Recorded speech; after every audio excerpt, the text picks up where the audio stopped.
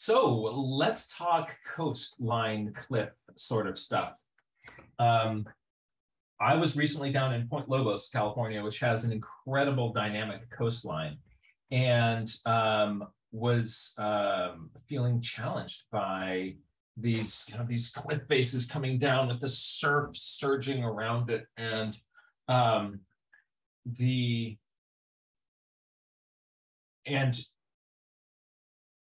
it's interesting to kind of note, how you approach these things. And I'm gonna flip over to my kind of community view here, and so I can see little faces now. I can see all. Because I just want to, just by kind of a quick show of hands, how many people have had this experience where you are going to you're out and somewhere, and in front of you there's some sort of a phenomenon, and your inner critic, you can't do this gremlin, kind of comes up to the point that it really shuts you down from sometimes even trying. Has anybody else been there? What? Wow, we all have. Okay, me too. So I was there on Point Lobos with this incredible coastline, and I found myself kind of backing away from exploring that on that day. For some reason, my inner critic was just like you can't do that. Like, oh, and I was like, oh, okay, I'll just go over here. And I think I drew some poison out. Because it was there in abundance. But so just, first of all, don't feel bad if you've ever had that experience and felt it, because it doesn't mean that like you're not a real nature journaler or you're like a bad person, or, but that, but it's human. And that is, and give yourself the room. Give yourself the room to be to still accept yourself if you're feeling bad about that. But I'm gonna give you some strategies to kind of how to re-engage with something. One is when you feel overwhelmed, just do a little part of something. And sometimes a little part of something feels a little bit more accessible than the whole thing. So if you're thinking, I'm scared of the pine cone, maybe I can do a scale on the pine cone, right? And another really useful strategy is diagramming. So let's say I can't handle the whole, like this whole landscape. How would I make that surf look surfy? If I make a little diagram and I draw a little line down to it that says rolling surf, white foam with pale blue-green undertones. I've recorded information about what I've seen in this diagram form. It doesn't have to be a drawing. Another way of engaging with something is to write a, you can just go straight up with engaging with words. So remember, nature journaling is more than drawing a picture of something, but there are many ways to engage with a place. So when you feel that art critic kind of nagging at you, one good approach to that is just to like, all right, I'm going to maybe engage my science self and we're going to make a diagram. I'm going to engage my poet self, or I'm going to engage my inner writer, and bring some of those energies onto the page. And sometimes you'll find that just getting something down on the page got you started. And then the intimidation of whatever that subject it becomes a little bit less. And you may end up doing that thing in a drawing, or you may not. And both are okay. I think what for me is I got out to that coastline, and on the way out, I passed all these people who had these little easels, and they're out there, they were painting pictures, and it kind of got me in this frame of this mind. mind of like what I'm supposed to do in this place is make a pretty picture. Again, that pretty picture mindset. So just, it can derail me. So, and if you found that it can derail you, you're human. So just some, let's be kind to ourselves and sort of look for other ways of approaching those things. That being said, I then came home and just geeked out for a little while about, let's say, you know, you did want to make some drawings of that. What would be, how could I kind of go through the logistics of one of those paintings? What are things I could do to make it logistically easier for me to get that experience down on paper in a drawing, if that was one of the ways that I chose to engage with it? And I came up with some strategies that I'm going to show you now. And I think they're really useful and I think they're really fun. But that is in this larger context of it's okay to not draw it. And it's also okay to draw it and have it not be a pretty picture. And that's a very useful thing for us to keep in mind. All right. So, my friends, what I'm going to do now is I'm going to jump over to a share screen here. And I'm going to be using, I just went on to, did a Google image search and did a search for Point Lobos, and got some photographs of the sorts of landscapes that I was looking at. I'll show you a number of sort of photographs of this place and sort of things that, what I'm first going to do is look over a series of photographs. And what my interest is with this series of photographs, what are commonalities that I'm seeing in the relationship of cliffs and water, and looking at some of this surfy water. And once I pick out those sort of common things, I'm going to draw a generic water swatch that is going to record some information about what I'm seeing with the water. And then I'm going to take that generic water swatch and apply it to some coastline sketches. I think this is going to be fun. And I think that you're going to find some useful strategies here. I'm primarily going to be using graphite pencil and watercolor. The other tools that I have today, though, are I have a white crayon. And I also have one of these sort of paper bound, remember these things from, we had these when I was in elementary school, but they were red. This is a very kind of waxy pencil. And you can sharpen it, in air quotes, by peeling the paper off, which is fun to do. This part, I remember this part was so much fun to do that I tended to do this when I didn't need to. Let's see, this is still coming off. Look at that, because you get one of these, and that's good.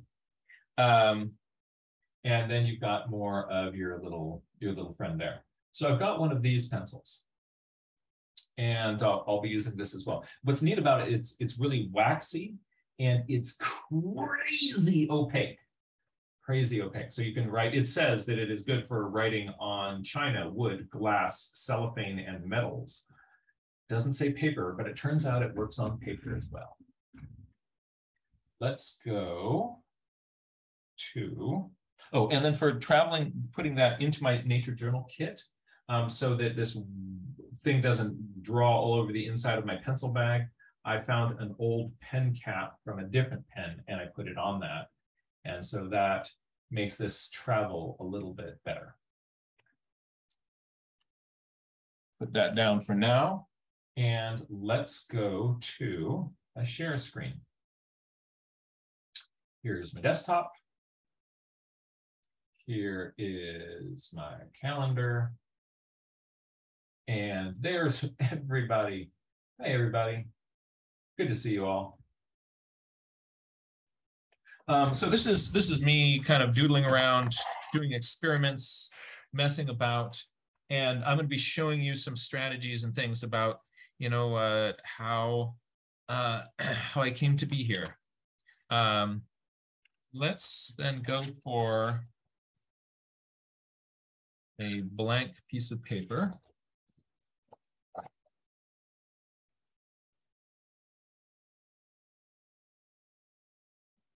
And I am going to pull this over, make it a little bit bigger. And first, let's just look at water. What I'm going to first do is just look at one place in several different photographs, a bunch of different photographs. There's this one point, you come around this corner of the trail, there's this view. Everybody comes around that corner of the trail and they all pull out their cameras and they take a picture of this view. So all these photographers have this picture of this view. Let's just look at what is going on with the water from these different views. So in here, just take your fingers like this and kind of use them as a little square to block out on your screen a little section in this area here, and look at the color of that. It's sort of a green, but more gray, sort of a gray green, slight green. Think how easy it would be to put too much green into that and have it not be a gray. And then go down towards the middle of the picture here, draw a little thing there. Okay, there's a little bit more green in the gray. And then come over here and, ooh, you're into kind of a darker green in there. That's neat. Now let's notice that in this area over here, it's mostly dark with a few little light gray-green highlights. And over in here, it is mostly light with a few dark green highlights. So there are dark marks in here. There are light marks in here. The dark, and then along the edge of it, it's this little intergrade, this little mix of light and dark. So what I'm doing is I'm looking at the water and I'm trying to analyze, what do I see? Let's look at the same point from a different place. Everybody notice where the surf marks are here, where you see surf, where you see the white bubbles in the water. Compare that with this day, same part. Oh, it looks like this person has a they kind of did the enhance color filter thing on the photograph. And so you're getting some of these kind of the psychedelic view here. But let's notice that the colors we're seeing are different. We're seeing a blue out here. So that's interesting. Gray sky, gray water. Blue sky, blue water. I wonder if there's a connection there. Yeah. Perhaps. Might be that there's a relationship between those. So the water is reflecting the sky. And so we're getting all these blues. We're going from over here. I'm going to put my little fingers around that. There's a blue there. There is a sort of pale blue green in here. There is almost a purple up along the bank here, blue green in here. Down in here is a dark blue. So dark blue in here. So I'm seeing a dark blue zone through here along this edge here. Also dark blue out here. Down in here, there's a yellow, not a yellow green, a sort of pale cyan green, turquoisey color, and then dark blue around here. Now let's look at what the waves are doing and how they're making all these kind of swish and wash, swoopy, cool things throughout this area. Those wave bubble patterns are going to change minute by minute by minute. So if you see those changing, it's okay. That's what it does. So don't think you get it wrong if you you can actually move your bubbles around and still be safe. Look, same place, different bubbles, right? Same place, different bubbles. You still get some generalities. It seems that on this side of this rock, I'm seeing white out here around these rocks, right? So let's take a look around this side of this rock. There's a big kind of foamy patch. So there's a tendency to have this little foamy patch out there, that side of that rock. There's that rock. There's that little white foamy patch, right? But the exact form of it, the exact shape of it, that's going to be different in these different photographs. Let's look at the colors here. All right, I've got a blue here, a light blue, changing to a darker blue in here, and then turning in this central zone in here to a turquoise, light, very pale turquoise color. And then in this area here, it's a greenish color. Interesting, interesting. All right. So I'm noticing the watercolor itself has these gradations in color. Watercolor is great for colors blending into other colors. It's a wonderful, wonderful tool for that. But let's see what else we notice. We notice there are sharp whites, all right, where the foamy patches are. And let's take a little bit of a closer look at some of these little wavy marks down here. Look at these interesting kind of irregular diamond-like patterns.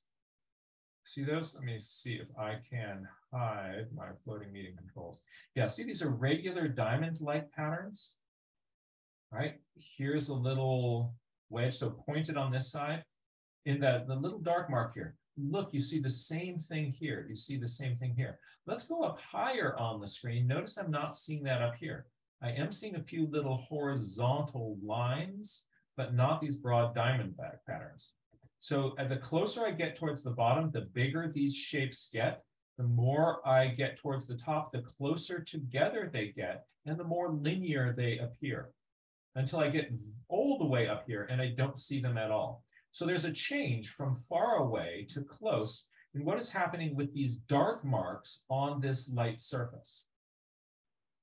Let's look at that on a different photograph, and we're going to see the same things. So here, look at these dark lenses, sort of diamonds pointed towards either side. Not perfect diamonds, these are regular shapes. So if I made them all kind of regularly shaped, it wouldn't look right. And then we get further back here, and I get some horizontal lines, and then I lose those entirely. So there's a difference in the texture of the surface of the water. There's also these gradations in color. We've got these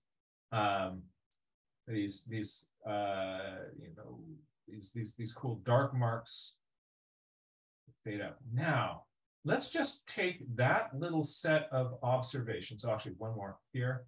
Let's zoom in. All right, here, this is interesting. I'm getting more of an X pattern with these. Here, I'm getting some of those diamond patterns.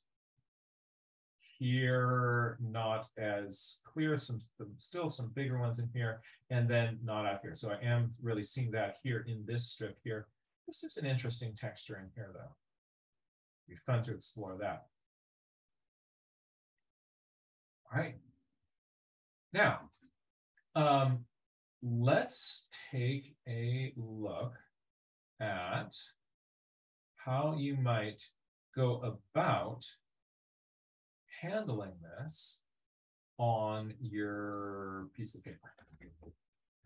I'm going to just make a little watercolor strip here. I'm going to do a little watercolor study.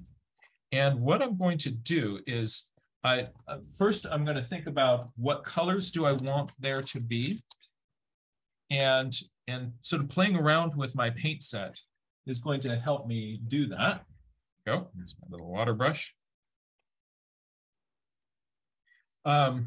So before you go painting any bit of ocean, just spend some time thinking about what colors am I seeing in there. There's a tendency to go blue, and so I will go, grab some blue paint and put that down in that part of the water. That may be the color that I'm looking at. Chances are not so much, though, right? Chances are there's a lot of things that blue can be. And so maybe it's more of a cyan, right? I mean, that's a really different effect. So spend some time kind of getting to know your paints and what kinds of blues, we don't have a very rich vocabulary for different colors of blue. In Russian, there are two different terms for blue. One is more of what we in English consider just to be blue. The other is a lot closer to cyan. So there's actually a different term for that. Make sure that the word cyan then is in your vocabulary. Another way of describing blues is I can think of something as as just as the names of my paints. This little color that I just put on there is indanthrone blue. So when I'm looking at things, I can use the term indanthrone blue to describe that for myself. It doesn't do me any good if that's not, as opposed to a cobalt, right? As opposed to, oops, there's a cyan mixed with, is it, or is it a cyan? There we go. All right. So what color of blue are you looking at? And then kind of experimenting with what does blue look like when it's mixed with green? And what are, same thing with greens, there's a whole bunch of greens that you're going to have in your palette. So what do those look like? The final thing that I want to think about is what do these look like, these colors look like when they're really diluted? When they're diluted, not diluted, but diluted, you can get these kind of, these sort of lovely, very pale greens. Sometimes I find when I'm trying to kind of mix these really kind of pale colors, it's hard for me my brain to really wrap around that by just diluting my paint. And sometimes these really pale areas will get obliterated in my picture. If that happens, gouache is your friend. What you can always do is take a little bit of white paint, right? Some white gouache, and I'm going to bring some, so this here is kind of a green that I mixed with the white there. I'm going to try a different color of green and mix that with the white. So if you have a hard time initially thinking about pale colors as just being your watercolors diluted, another strategy that is always available to you is to do that by adding white to it. But experiment with both. Or sometimes I will have, I might be wanting to do everything just by diluting my paint, but then realize there's a dark area that I would like to have that pale color across. I can't go there anymore, but I can paint. I can paint over that with opaque paint, which is this gouache is opaque, so it allows me to come back over something else. So those are just a little bit of water thinking. I'm now going to make a study strip of water. And what I'm going to do is, let's see, where is my favorite little pencil for sketching in? It's looking for his purple pencil. It's got to be there on the table, and it's not. All right, I'm going to use a different pencil. I'm just going to make a little vertical strip now of water. So what I would do is in the place that I am, and you might try this when you're setting out to do kind of a landscape type drawing, is I'm going to do I want to think when I go towards the from far away to close, what is the texture differences, and also what are the color differences. So I'm going to say, let's say far away, it's a pale blue. Maybe more of a cyan. And then it becomes maybe more of a cobalt. And then it kind of gets into a zone where it's going to be, there's a little pale green cyan zone, and then there is more of a dark green zone. So I just want to, what I'm doing is I'm looking from far away to down towards me. What color changes do I find? And then let's think about, this is color, and this is going to be texture. All right, so out here it's flat, there's no texture. then in this middle area there, I might see a few lines, and those are getting stronger down here. And in the close area, I'm seeing maybe a hint of some diamonds, but more sort of widely spaced diamonds here. So I'm thinking, how does the color change? How does the texture change? And now I'm going to make a little watercolor strip that is going to record those color changes and those texture changes. So here's how I'm going to go about it. I'm going to first start with some, I'm going to start here and go down, or here and go up. I'm going to start at the bottom and I'm going to go up. So there's a darker kind of green zone there, and I'm going to test out here some colors. Way too dark, right? Maybe add more water to that. Right, so I'm liking that color. So I'm going to, if I want this to, oh, actually here, this will be fun. If I want this to fade more, I might make my paper just slightly damp before I kind of get into this. No big puddles of water here, just slightly damp paper. And then test that color again. There we go. I'm going to do that down here.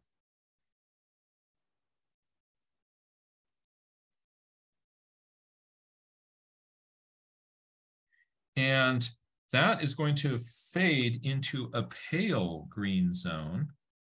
And so I'm going to test that here.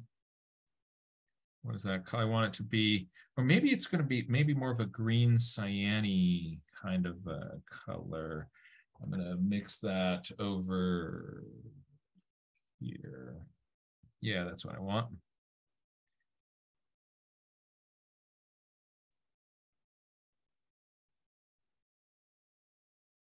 And then it's going to get into more of a cobalty blue zone and test some of those.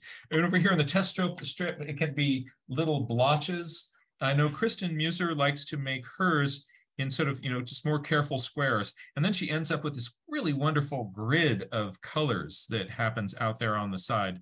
And that's a lovely strategy. So you can have your little blobs be just blobs, or what you can also do is sometimes turn those into something that on its own is this little sort of study of colors in the place that you are. And here is some cobalt coming down here, and that is going to fade into more of a pale cyan as we go up.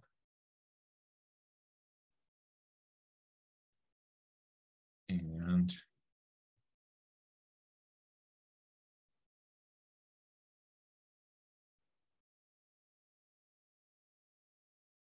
now I'm going to bring some of this blue down into here. Make that little transition a little bit more smooth. And so there's my little kind of color wall. I'm going to let that dry. Or make it dry.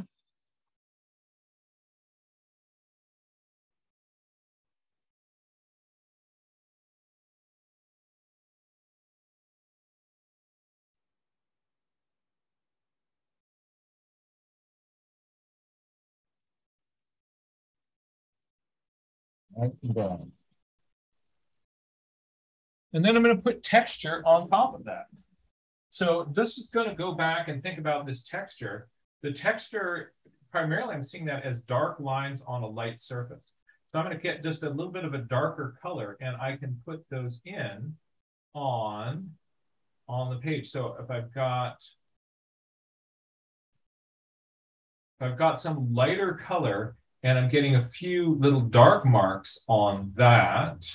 And notice how also just how irregular these are. I'm not dealing with this white foam at this point. I'm just thinking about water without foam. We'll deal with the foam in a moment. But let's get some texture going on there. Ooh, I like having that little sample strip down the side. So I'm going to just make some test marks out here before they hit my paper. if I take my brush and I go lightly, press hard, and lightly, see, I get a little diamond shape. I'm going to avoid a careful grid.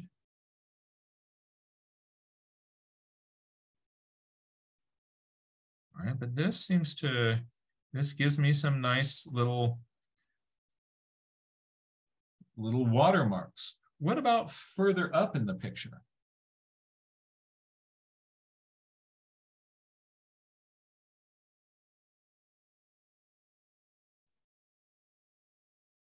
So more closely spaced together, not as wide.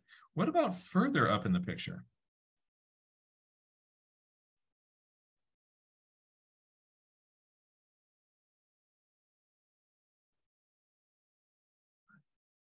Okay, that's working for me. I'm now going to put those into my picture.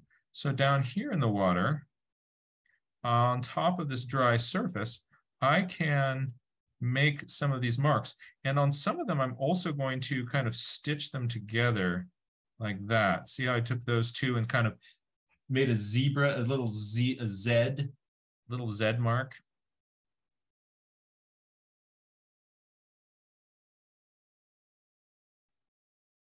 In the morning, my wife, Sibel, is trying to teach the family French. So we sit around eating our breakfast, doing flashcards and things like that. And so we're learning our alphabet. And so I like the Z being Z. So that's my just shout out to my wife helping the family with a little growth mindset. You know, maybe we can learn another language over breakfast. Why not? So you see what I'm doing down there? It's just like, but I'm intentionally, I know that that's for that zone. And up here in this other zone, it's going to be different.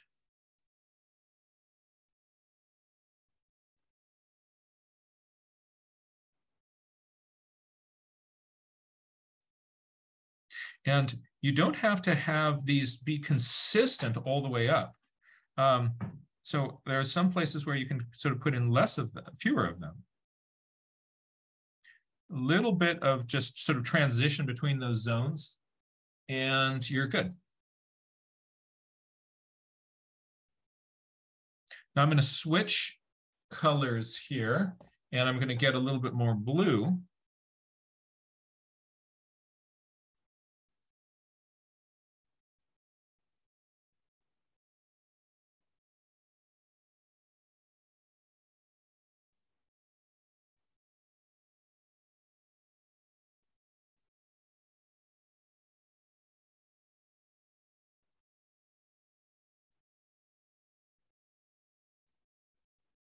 And in order to get these very light marks, I'm resting the side of my hand on my piece of paper, and that allows me to have a very light touch up here. And also note that it's easier to have a light touch when you're sitting at a table than when something is propped up on your knees and the wind is blowing. But since I've got that luxury here, I'm just enjoying it. Let's see if I can come down a little bit closer. There we are. And you get that sort of sense of the water. Now, what about the foam? There's two ways of handling the foam. But actually, first, let's think about foam pattern and structure. I am going to imagine a perfectly circular patch of foam. This is the foam. Here's the foam strip.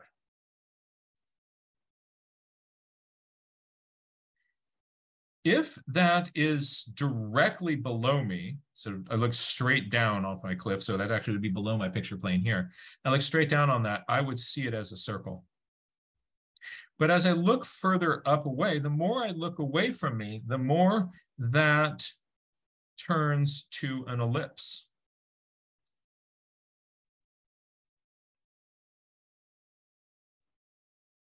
I'm not going to be doing the diminishing size here, but things do get smaller as they go away from you. Okay. So as I go further up, that ellipse becomes more, well, let's make it some more elliptical. And as it gets even further away, that gets even more elliptical, more flattened. And as it gets even further away from that, it gets very flat. So that means that patches of foam that I see further back here are going to be more linear. Any patches of foam in here can have more open, rounded corners and curves to it. The closer they get to the bottom, the more I'm going to allow those rounded curves. But patches of foam in between those are going to increasingly pinch out, getting flatter. And that's true for a white patch of foam. It is also true for if there was a little kind of open patch in a patch of foam, it would be doing that same thing. So the dark patches in the light as well as the light patches in the dark, they're both going to have those changes. So the shape of my foam is going to change as it gets further and further away from me. Now, how do I do that? I'm going to show you a couple of ways. So way number one is that is with my crayon. Now, the thing about the crayon, if I take the crayon and I put the crayon on top of white, on top of this watercolor, it doesn't show up very well. So I can't just take this crayon and post hoc create my waves. But what the crayon can do is, because it's very waxy, if before I put my water on, I can create some areas of white with this. And if when I first put it down on my paper, I can't see the marks that I made. But if I hold my head at an angle, I could see the different kind of sheen in the wax from the non-glossy paper. And as I paint over that, wherever I painted, I put marks on with the with my brush, wherever I or with my crayon, those appear now as white marks. And you're saying, yeah, but they've got all these little beads of paint on top of it. But you're right, you're looking at paint beading up on top of there. But I can now take a clean brush and just wipe across that, and a bunch of those little marks go away.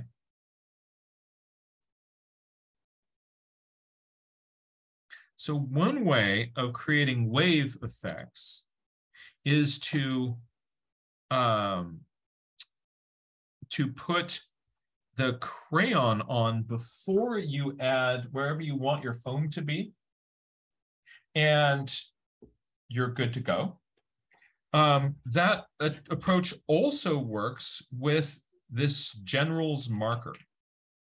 So I've got General's marker here. So this is a very waxy thing. I can draw in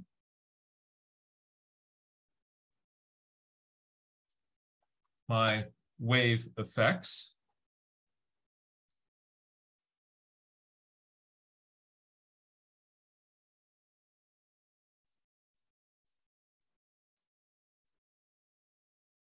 And I get the same sort of a thing going on.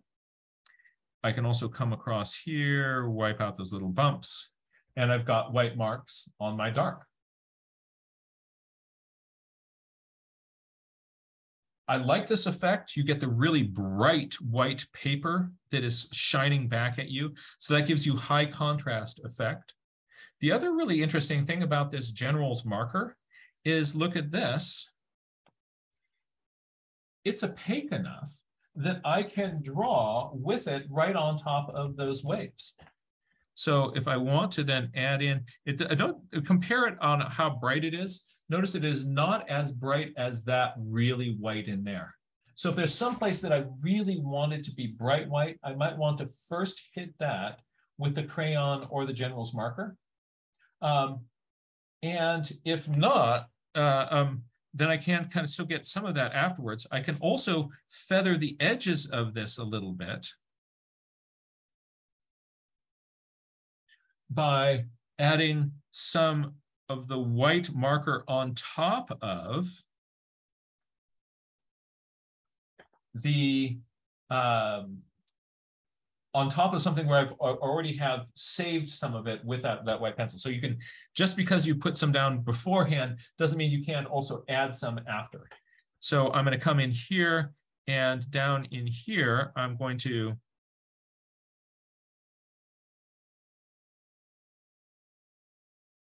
add some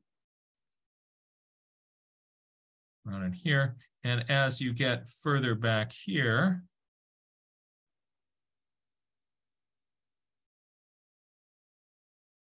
smaller.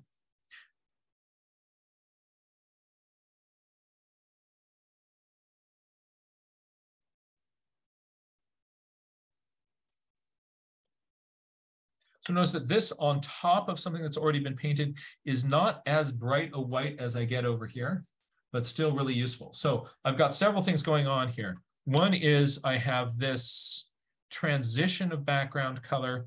I have the texturing of that. And then I also have what my white marks are doing. Let's take those ideas and put them together on a little section of coast.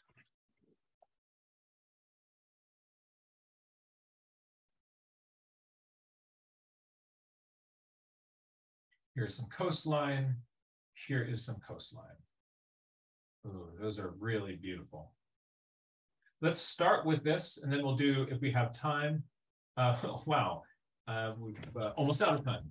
Let's start with this, and then we'll see where we go from there. Let's take a look at this rock-water interface. Notice that the rock out here is really dark next to this white. Dark next to this white, dark next to this white. High contrast in here. And even in here, look at this white sprinkling right next to this dark. Is that something we see regularly? Yeah, look at that. Look at the color of the rock here, and notice it's dark right along that edge. The darkest part of this is right here. This is at higher tide. As that tide comes down, though, what we start to see is that there's algae and other things along the lower edge of this that makes the bases of these rocks really dark. So we get this high contrast light next to the darkest part of the rock is right there where the water is hitting. Darkest rocks right there next to that water. That little contrast change, really good for us. We love high contrast, right? So let's play with this a little bit. How I would start is probably with a, I'm going to make this a little bit smaller. Actually, I'm going to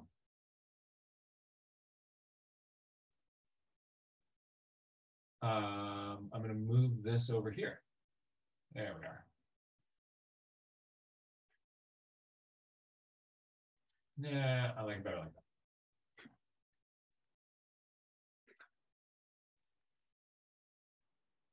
Now, let's come here and let's do a little study here. Rocks, cliffs. All right, so I've got a cliff coming down. Notice I'm starting fairly lightly. I jump up further away. The baseline of things you see that are further away are higher in your picture plane. There's another section of rock that comes out here. This is now going to come up higher. Another shelf of rock that is coming out here. And a higher baseline out here, cluster, oops, we're off the screen.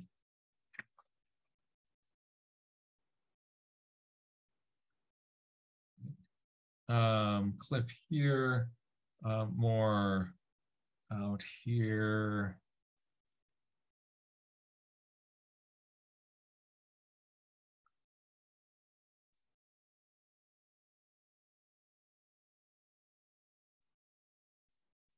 All right, now I'm going to first try to turn these cliffs into something that looks a little bit more cliffy. In doing that, I'm going to be emphasizing these lines that come down. Any line that comes down like this is going to help the person visually see that, oh, you have a cliff that is coming down here. The more horizontal lines that I put in, the more it will help somebody think that this is a flat surface that I'm walking on. So I might not want to emphasize this line right here because it's on this vertical surface, but I would emphasize this horizontal line because it's up there on the top. Let me show you how I would kind of go about doing that down here on the cliff. So here's my top of my cliff. And here comes a horizontal, little kind of horizontal lines, right? So this is saying that this is a surface that is going this way, and then we fall off the cliff.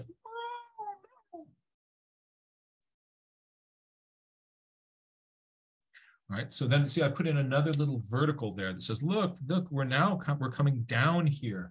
We're dropping down on this part here. And then there are rocks along the bottom. Now here's a little rock along the bottom, and there's another rock along the bottom here. And now here's the edge of the water, the edge of the water. What I'm going to do is I'm going to make this sort of splash up in some places. If you watch it, it kind of surges up and surges down. Don't just draw a straight line across. This one is going to come up, and it's going to be another little rock here. I'm just going to, so I don't lose track of what's water and what's not, I'm going to make some of these things right along the water's edge here, just a little bit darker.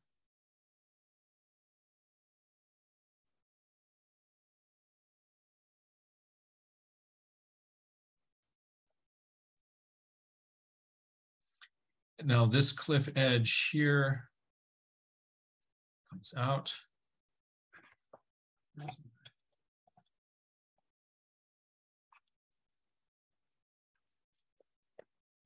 Here is my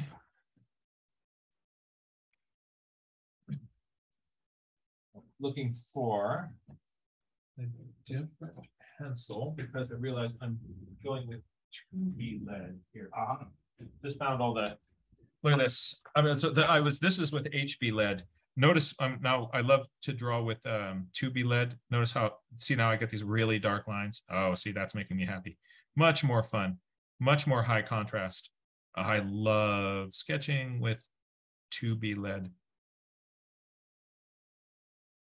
All right, so this is kind of carving the bottom edge of that cliff. And the top surface up here.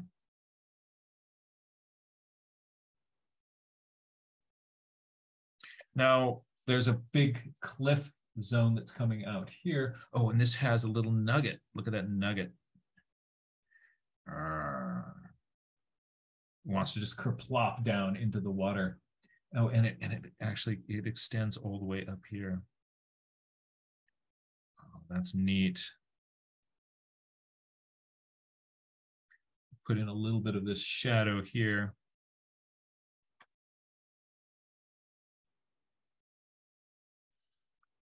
Like that little nugget that sticks out. All right, so then I've got another bit of stuff that comes in here. Now this bottom edge, I want it to be surgy. It surges up, it surges down. Somewhere it splashes, right? And so I don't have to, I'm not copying the photograph exactly with this line, but as I'm looking at, because if I'm looking out there and I'm drawing this real time, then these will, they'll be constantly changing. But I just want to make sure that I know that I'm making that line watery, sometimes up, sometimes down.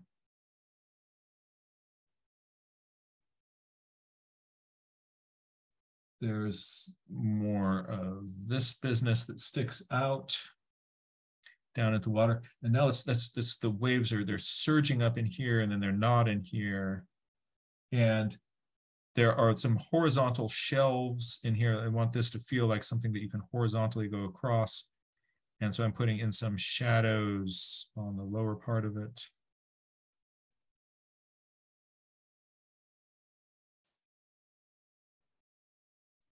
And one more little nugget. So that bottom edge is making waves. Then we're going to put in a little area of rock in here. Bottom edge splashes up.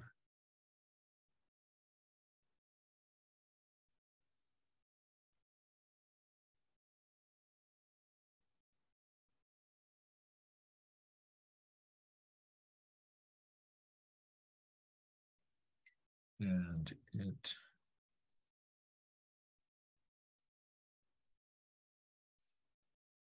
finally, there's a distant shore out here. And I'm going to not press as hard with my pencil right now. Oh, that really flat shore needs a few little splashes in it. So I'm going to put some of those in.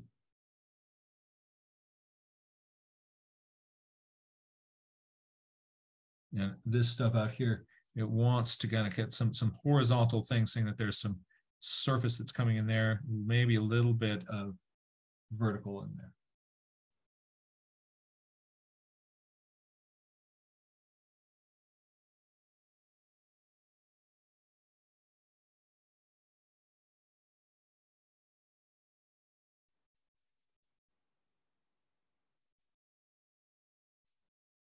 To push that further back, I'm just putting it in as an area of tone.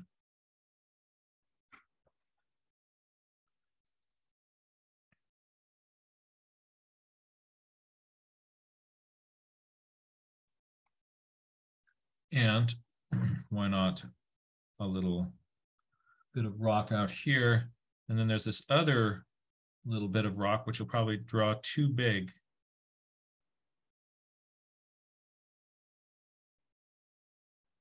Regular bottom edge. Now, let's paint this. Let's turn this into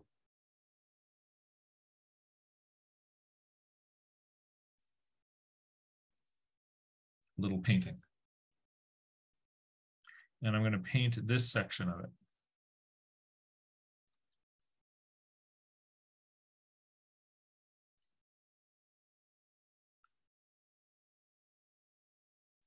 Maybe I'll bring the water down a little bit further. There we go.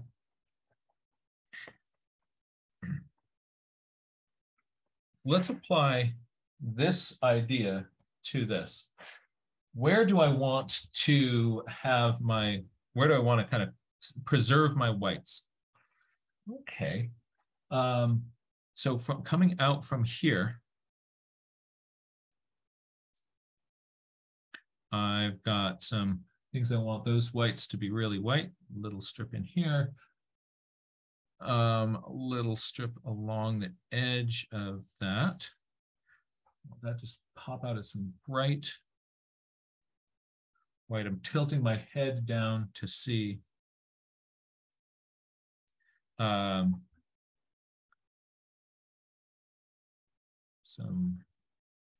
going to try to avoid to get this into my graphite because it will smudge my graphite. There is some whites down in here. I know that this can make kind of blunt blotches, so I'm trying to kind of sometimes get that to be a little bit more of a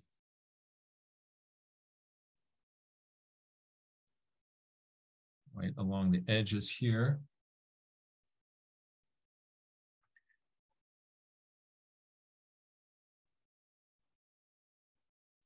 And then maybe coming up here.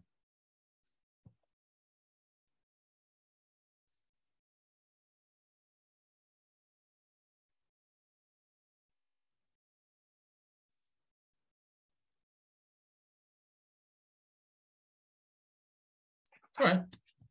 So I've put down some whites. Now, let me think color. I'm going to, in the lower part of this, first of all, there's this nice turquoise strip right through here and right through here. So turquoise through here, dark blue through here. This is a pale kind of cobalt. So I'm going to go from a cobalt into a turquoise, into a dark blue, into a turquoisey, turquoisey, turquoisey. This part here, dark blue, perhaps shading to a little bit of indanthrone blue. Maybe there's a little bit of green that's mixed into it here, but definitely darker down in this part, more of a flat cobalt up here. All right.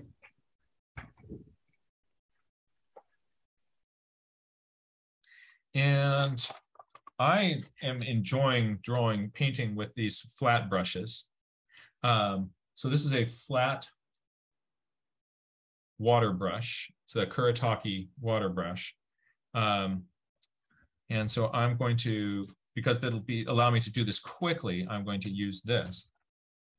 So first I'm going to mix up some sort of cobalt. So I go down into my kind of cobalt land, and I'm going to mix that with just a little bit of the sludge that's on my palette.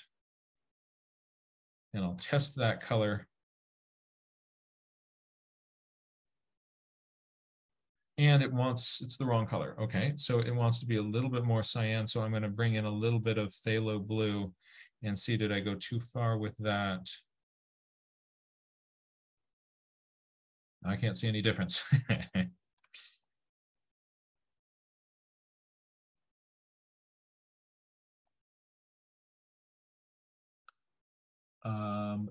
That is, no, it needs to be more blue. So I'm going to bring in some of this purple, mix that. Still we're off. I think I kind of maybe liked what I was getting into. I had it towards the start better. That'll do. All right. Oh, and for this color of this turquoisey, I'm going to mix that. Actually, I'm going to mix that over here on the side. I'm going to clear myself a little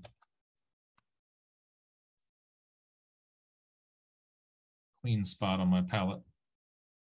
Get a little bit of, this is manganese blue hue that makes a cyan. Whoops, this is manganese blue hue.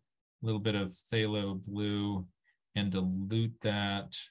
Maybe bring in a little bit of this green. Oh, actually, as I dip into this, I'm liking that kind of color in there. So let me start with that. I'm going to, in this area here,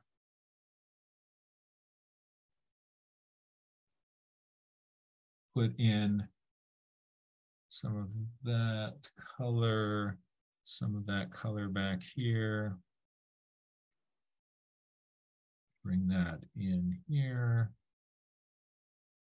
A little bit off there. So very often watercolor people will start lighter and then they'll go darker as the painting progresses. And I think that's a very useful strategy. Now I'm getting a little bit darker. I'm going to go into some of that cyan. Not the cyan, the cobalt.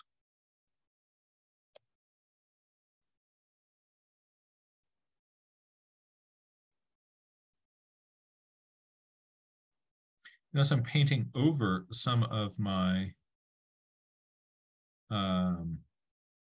my rocks and cliffs in there. And I'll show you kind of why I'm doing that in a moment.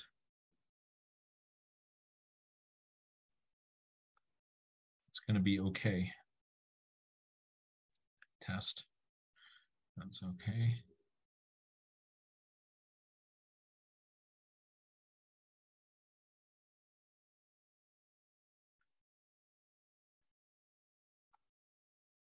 Test.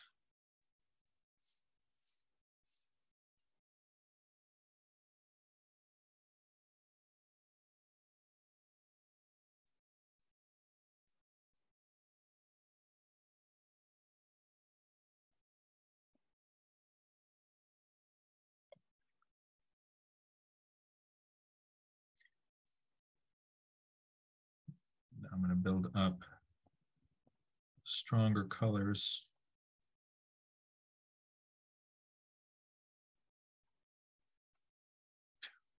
Think of watercolor coming on in layers.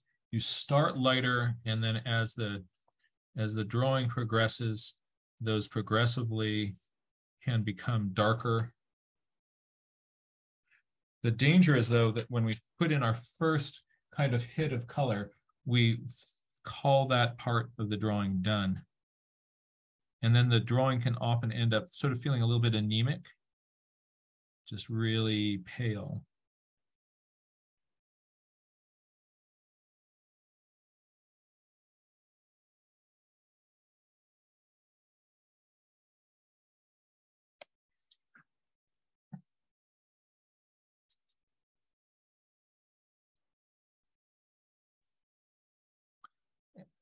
Adding a little bit more of a purple into the bottom.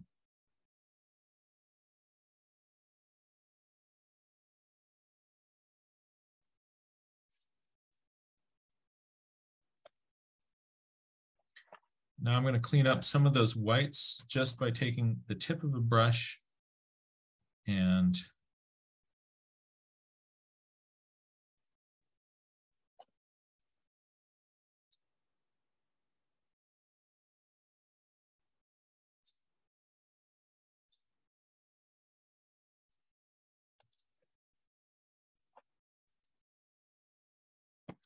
that's my base coat. I'm going to let it dry.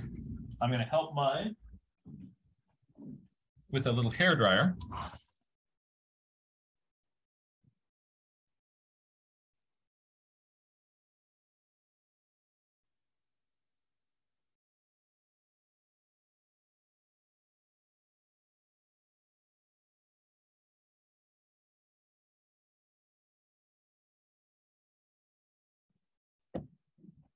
And out in the field, that's, of course, the sun that's beating down on your piece of paper. You can sometimes even hold your paper up facing the sun when you need it to dry more quickly, and you can get that water to sort of soak into that. Looking at this part, I'm still thinking that this zone in here is a little bit too pale. So I'm going to get a little bit more. I'm now doing what's called glazing. Glazing is where you put paint over a part of your painting that is already dry. And then you, the paint that is already there stays put. So if you are trying to darken something and it keeps you just kind of getting blotchy because you're moving paint around, let it dry between coats.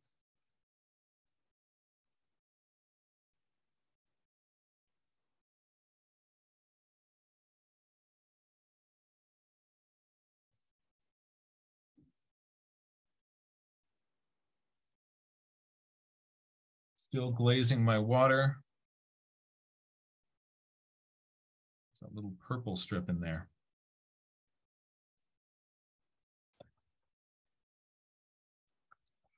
Maybe.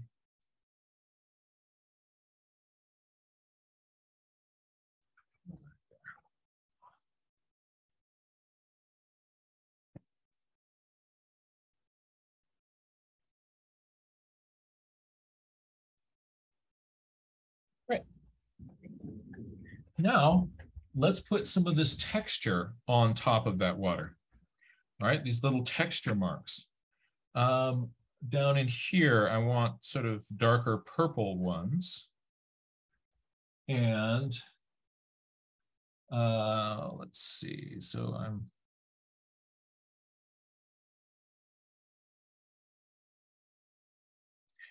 as you make marks like this, keep them horizontal, keep them consistently inconsistent. That's a phrase that I find very, very useful. If you kind of get into the habit of making these marks or start to make them where they're feeling, oh, by the way, if your watercolor, if the color base there is super light, you notice how I put sort of more glazes on top of mine. If yours are really light, these marks will not feel like they're part of the same water. They'll feel like these sort of dark marks that kind of jump up and are a little bit too much in your face. But if the value of the water base coat is a little bit darker, then these will start to feel like, you know, that they're ripples in that same water.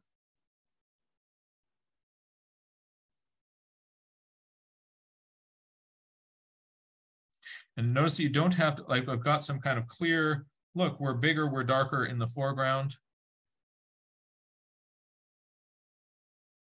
There doesn't need to be this smooth, gentle transition from those into those. Just in another place up here, I can put in sort of the next thing with just a little hint of those. You don't have to even kind of get a consistent treatment of these things as you're going up. But just make them smaller, make them more linear.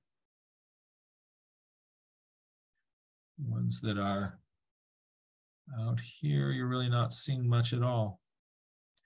Maybe that's even too much.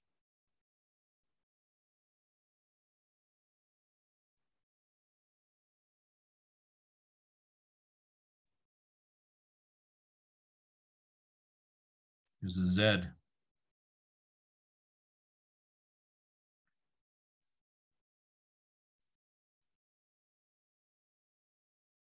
There's another Z.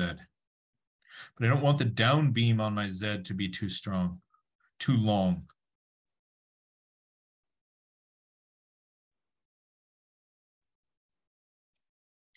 All right.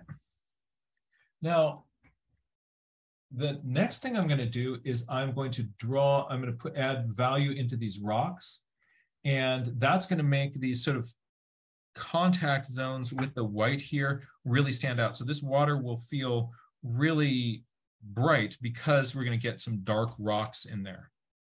Let me start lighter with the sort of a brown tone for these rocks in general.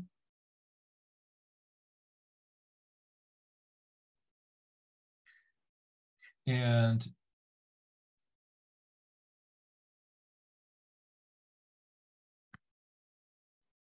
now the fun part is when you, the really fun part is when you get to kick in the dark value right against the edge of the rock. So look at this. I'm going to get my favorite color here. This is Bloodstone Genuine, Daniel Smith. Love this dark, warm brown that is almost a black. So if you get it in more of a sort of dense tone, it is going to be, it'll feel just like black. And I'm going to put that right along the edge of the surf. Here's this little rock.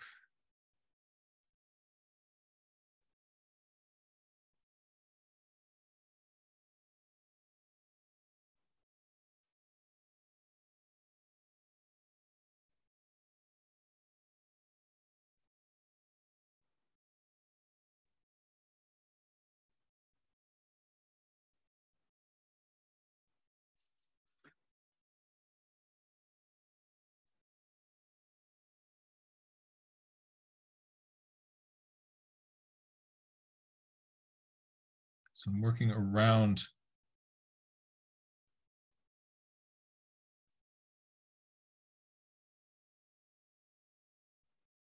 some of the splash in here.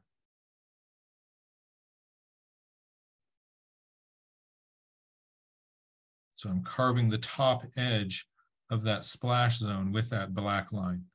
So don't think of it as painting the bottom of the rock. Think of it as painting the top of the wave that happens to be splashing right there in that spot.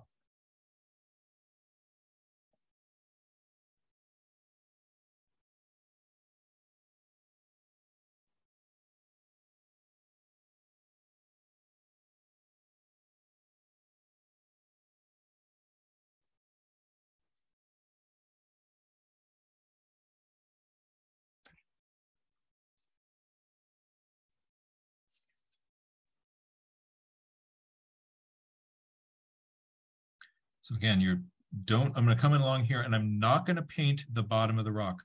I'm painting the top of the surf that is splashing there. Paint the top of those waves that are splashing.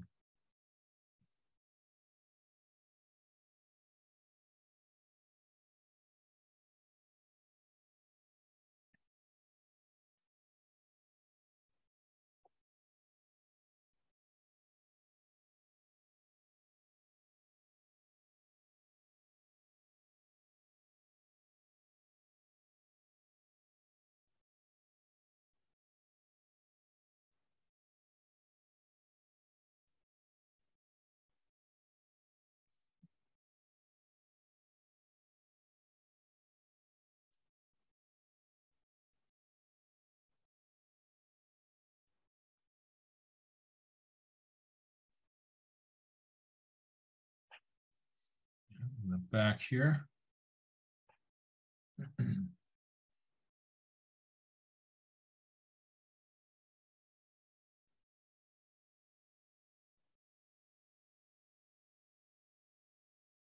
So some vertical marks in there make that feel more like a vertical cliff. Whereas horizontals show you where the top of the cliff is.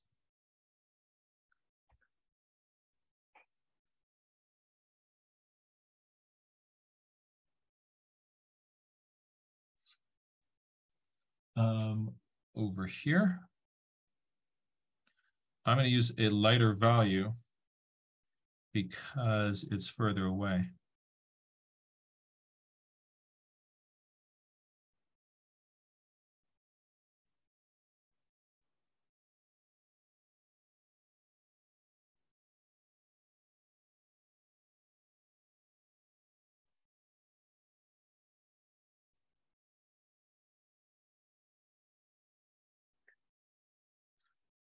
So in here, I'm not going to be thinking of painting rocks. Think of yourself sort of painting the shadows on the sides of a few of the rocks, but don't draw the top edge of any of those rocks back there. So if there's some big boulders in here, just you're going to put in the shadows on the side of those that are the closest to you, but not drawing the line over the top of them.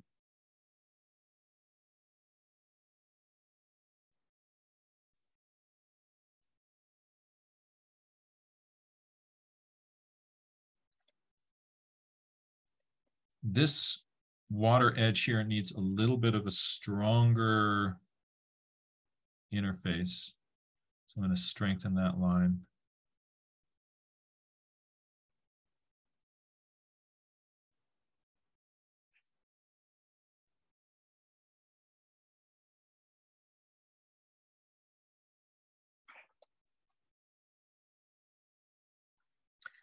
Lastly, if I want to, I can take this pencil that does a good job of drawing on top of paint that's already down.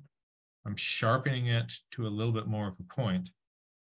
And I'm going to give myself like, oh, and here, look at it splashed. Yay, there's a little splash. And then this little line here gets to kind of come out and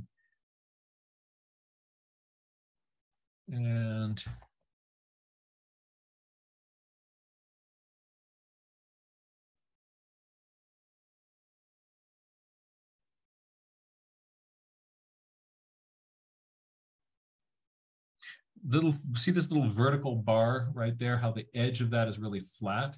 Same with right there. I'm going to fade those into more of a horizontal. So I want to kind of hide those sort of flatter edges.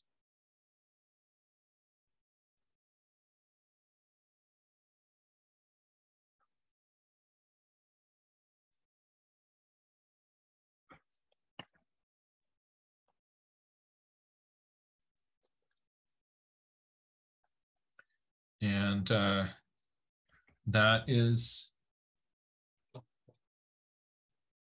another approach for handling the surf, the waves, and I hope that that's fun. So just to review, what I'm doing here is, one, at that wave rock interface, I'm pumping up the contrast. High contrast between that dark edge and the light of the water that is below it. That will be really dynamic. I want that to be a rough edge where things are splashing up. So as I'm painting in the bottom of that rock, I'm actually aware that what I'm painting is the top edge of that splash. Otherwise, if you paint the bottom of the rock, you draw a flat line. If you realize you're painting the top of the splash, then that's going to help you get a regularly irregular thing. Something that I really like is this little point right in here. See that little guy? A little bit with a little bit of dark. There's a little bit of rock that's in there, like, oh, and there's stuff splashing around it. Things like this guy down here, right? You feel like, oh, there's waves surging around there. And that is, you know, we've seen that with real waves. On the vertical part of the cliff, there's more vertical lines. On the horizontal surfaces on the tops, there's more horizontal lines. All right. And then in the water itself, look at the background there. In the back, what's going on? All right. It's one value, nothing to write home about. What about the bottom? Oh, it's deeper values. And also we've got these ripple marks, and those ripple marks are fading out. We also have zones of different color. It's gonna make that water a lot more interesting. We have our foamy bits on top of that, making horizontal things. Notice that here in the foreground, notice this big open U. And in the background, anything like that is a more pointed shape. But if I put a big open U, sort of sideways U like this in the background, it would flatten that out because we want the background things to be more flattened. I see more kind of open big shapes in the foreground, so that I can get away with that here. I wouldn't take this same kind of foamy shape and put it up here. I want things in the background to be more, like, look at these in the background. Like, there's a straight white line. There's a straight white line. There's a straight white line with a big doof at the end because it's making up into a wave. But in the front, I can get these curves of things, right? Those are a few strategies for playing with rocks and surf. One last thing, I think I still probably could have used pushing the value of my water to be a little bit darker. I'm actually about to try to put one more kind of coat of paint on it to try to push my water to be a darker value. It would have been better to do that before dropping in all the detail, because putting this in may obliterate some of the detail that I put in with when I was drawing the texture on the water, but I think that will improve it. I'm going to do that, so make it darker for the bottom 2/3 of this painting. All right, let's see how that works. I have to be really careful around these rocks because I don't want the bloodstone genuine to kind of get up and move. That's why watercolorists will often go from lighter to darker, because then I don't have to work around those rocks. I can paint the dark rocks over this lighter surface, no problem. But if I put a little lighter wash behind these, sometimes those want to kind of muddy up into those things. That may tank my drawing, but we're going to find out. So I'm going to bring some green into this, mix that with some of the mud on my palette, test that color on the side. And that's getting things nice and darker. Maybe some indanthrone because that is, and some perylene. There we go.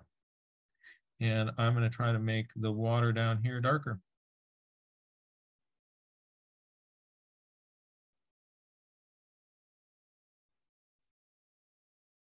And then I'm going to make the water in here. Whoop, maybe that's too dark.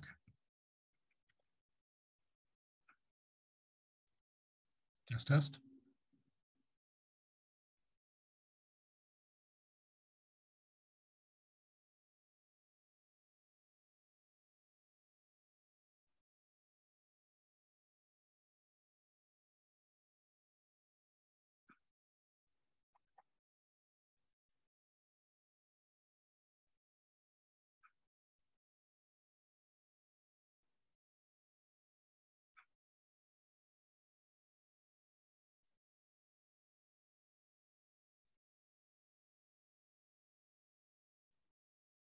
I think I like it better with darker water.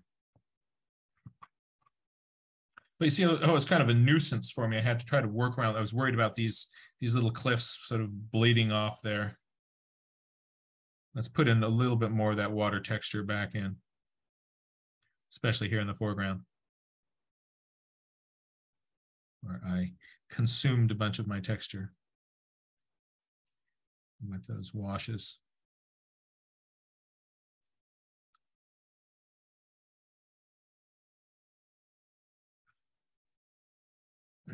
And also seeing this, now this point here, see how these look a little bit too much like crayon coming out and stopping here.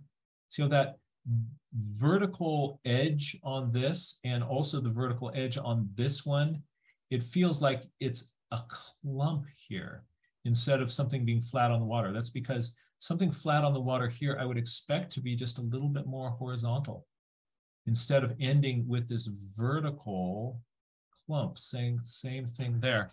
So I am going to let this dry.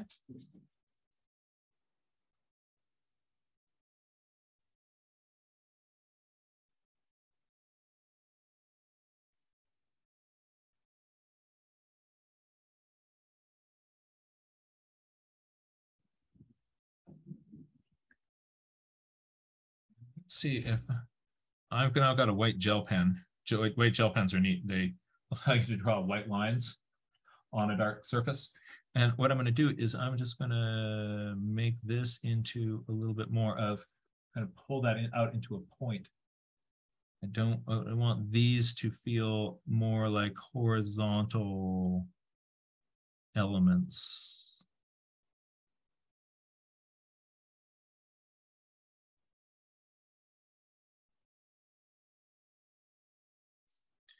This one here in particular wants to fade into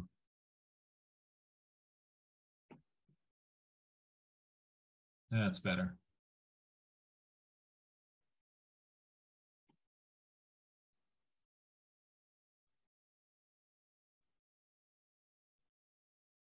Splash. Maybe I give myself a splash in here. With something like this, it's easy to overdo it. So I want to do anything like that.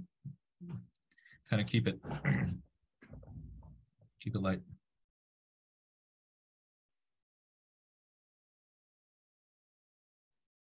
But yeah, this wants to be, those want to feel more horizontal. There.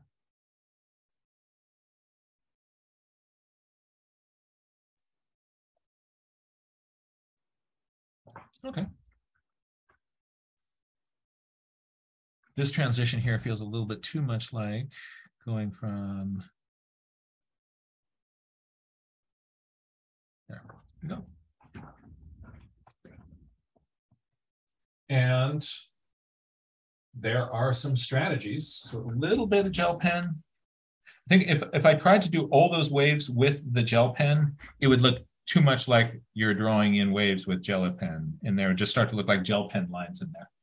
But a little bit of gel pen stuck in there. I'm not bothered.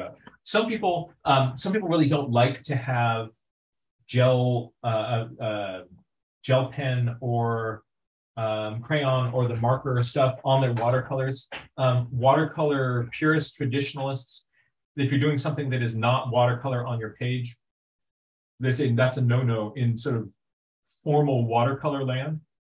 For me, it's like, ooh, something that makes cool white effects. I'm totally down with that. And but there's nothing wrong with being a purist watercolorist. For me, I often just, I like the things that sort of allow me to take these shortcuts. I hope that there's some strategies here that you found practical for drawing these waves and surf sorts of things. So let's first just start off. If there are any, oh my gosh, it is 11:40. So this has gone on a lot longer than I thought it would. So sorry if I am keeping people away from their lunches. But we're now going to jump into our kind of community discussion portion. Any thoughts, comments, or ideas on some of the techniques or questions that you have on things that I've been demonstrating specifically in this workshop? And then we'll open it up to a more general conversation about things that are happening in our sketchbooks and doing some sharing there. Let's see. Mary Larson was asking what I did the masking with, and I did my masking on this with this General's marker, one of these sort of soft waxy markers that I drew in my resist with it. So it's not technically a mask because I can't remove this. It's what they call a resist, where it protects the paper, and that comes on. So if you've got any questions about this, you can use the raise hand function, or questions or comments, you can use the raise hand function, or what you can do is just turn on your camera and wave at me, and I will see you and bring you in there. I did see a question earlier in the chat from Pinaina and Alex asking if would adding in more colors from the rock distract from the water? Would it distract from the water? I don't think that would be I don't think that would be a problem. I wasn't really kind of getting into my rocks in this, kind of keeping my rocks simple, but I don't think there's anything problem with doing that. Especially we kind of go along this wonderful Monterey coastline. We're looking at it. We'll kind of go through some of these other pictures. There are these sort of warm ochres down in the lower zone, and then it gets pale up above. That would be a fun thing to show. Warm ochres down here, pale up above. That's not something that really kind of showed up in my sketch. But if I wanted to, now that we're mentioning it, let's add some more colors into there. I'm going to go for some warm ochre. Whoops, that's got a lot of green on my brush. Let's clean that out. I don't think you're sharing your. Oh, I'm not. You're right. I thought I was doing. I'm going to stop share. We're going to.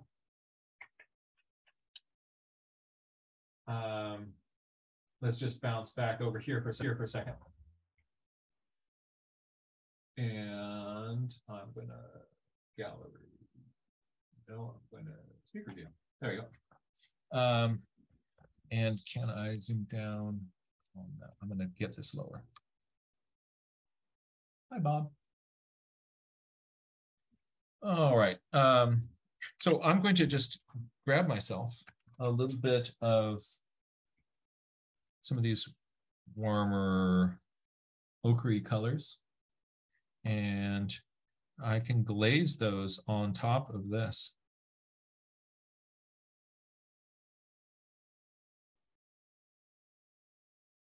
And maybe put in a little bit of that in the background. And then what about those light colors?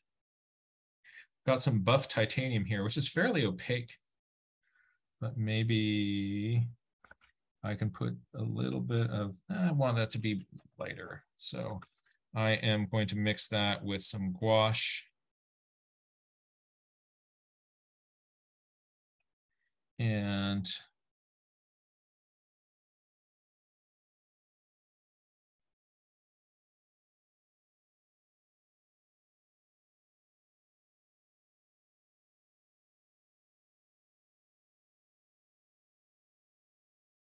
so not trying to hit the entire rock with it, but parts that might be caught in more sun. Get a little treatment of that buff titanium, adds more color into that. And that was a good addition.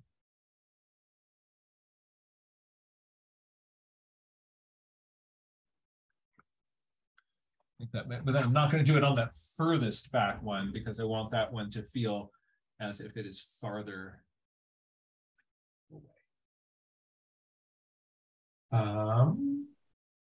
Are there any other questions about this portion of this business?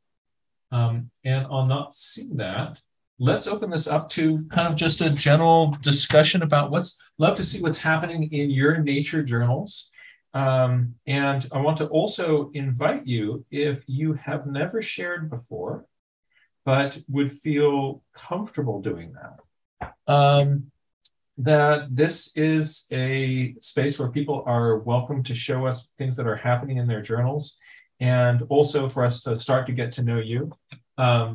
So I want to encourage you to, if the space feels safe for you, to just put up your paw and say, hi, this is me, and this is what I'm doing, and these are things I'm looking at, and we'd love to see what's happening in your journals as well.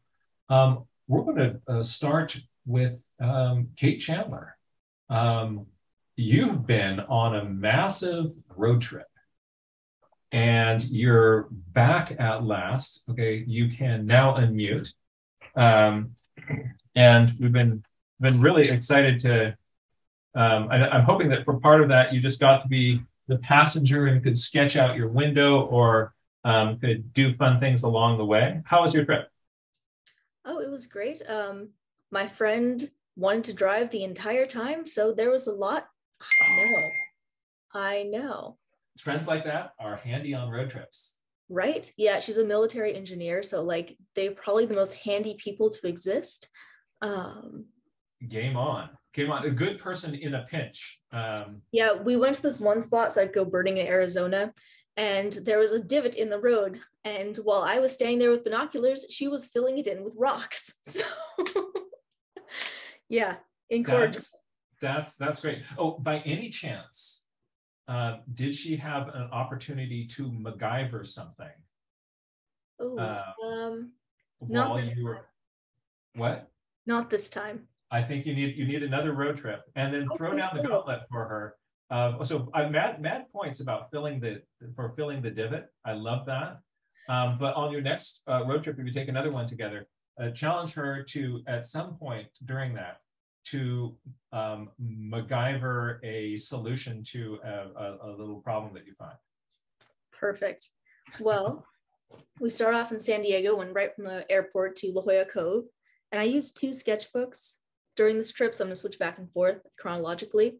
This one fit in my purse, so that was kind of the one that I would have going out and about for the most part. I love those high contrast shadows under those little sausages. Yeah, yeah. I mean, that's what I was really looking for here, because it was these rocks with, basically what we were doing today. And I realized that I'd left my black pen and my pencil. So all I had was my non-photo blue pencil and then a gray pen. So I was really forcing myself to use my paint. And then later on, I had my brush pen, which was just a little too thick for me and made things look a little too cartoonish. But it was still kind of fun. That sea lion head shape is so different than the harbor seal, isn't it? Oh, yeah, yeah. And then there was some nesting Brandt's cormorants, which was great. They had some fun behaviors going on. And you're seeing the gular fluttering. Mm-hmm. Yes. Isn't that cool? How that vibrates, and then that cools their body down. Yeah. Okay, so that's what they were doing. Yeah, actually there's a note that says throat patch quivers heat regulation ?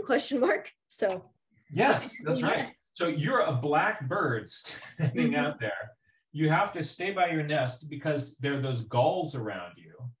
Yeah. Oh, Garibaldi. Yeah, you could see them down from the cliff.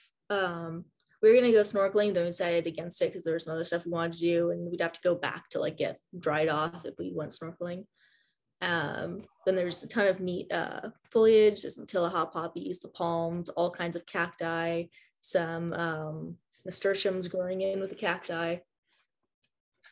You're really kind of pushing yourself to do all sorts of different things in different styles here.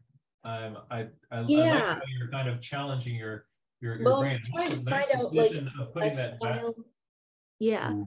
Oh, and then so her place that she was renting, like between deployment and moving, was this little apartment on the right on the beach in Oceanside. So I just sat there for 2 days while she was running errands on base and stuff with my binoculars drawing birds, which was great. Oh, what fun. I got one more page of San Diego from this notebook. I also went for a little birding walk. It's a hooded An oriole. Oriole. I've got a painting of that's going to be ready for prints soon. I just finished this morning. Here, I will show you that really quick. I'll just have to tilt this down. There he is. Oh, what a stunner. Best mess. What a stunner. Yeah. And then there was also some little beach tide pooling stuff going on. These are called, what are they? Sea slaters, which are basically like a mix between a lobster and a cockroach. They were very entertaining. And then in the other notebook, I have more San Diego stuff. Here's sort of from La Jolla and just some of the plants that I saw. Yes. Oh, wait. Also, I'm liking that kind of color gradations in your waters as well. Oh, yeah. I was trying to make note of how that works, and I did a separate little page. So how sea foam kind of works with how you foreshorten it. And I did a bunch of pelican studies trying to figure out what they look like. I was just with my binoculars and I was trying to like channel Ray Bonto. Nice. Right. Got to do that. Yes. And yeah, nice job with the kind of the changes in the angle in the wing coming up those. I see the humeral zone. I see the tibia fibula zone and the hand zone. All perfect.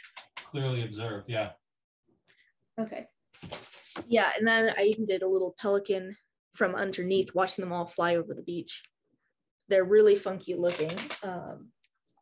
So then we started driving through the desert, and this is from Arizona, just a ton of different interesting landforms. Oh. I had really interesting birds, my bird list. Oh, that's crazy. Yeah. Oh, what fun. And also, just like with the Malahila poppy, where you had that dark background around it, with that yucca sticking up there with the light, with the dark background, really pops that. Pops those out. Well, but when you were, there's kind of an interesting phenomenon when you're back there with the pelicans. You know, when you see them flying along in those long strings in the sky. Mm-hmm. Do you you ever notice that sometimes they kind of make a V, and they'll be on one side is longer than the other? Yeah. Do you know what's going on there with that? No, I don't.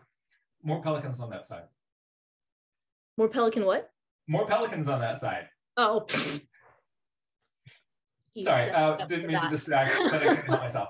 I know.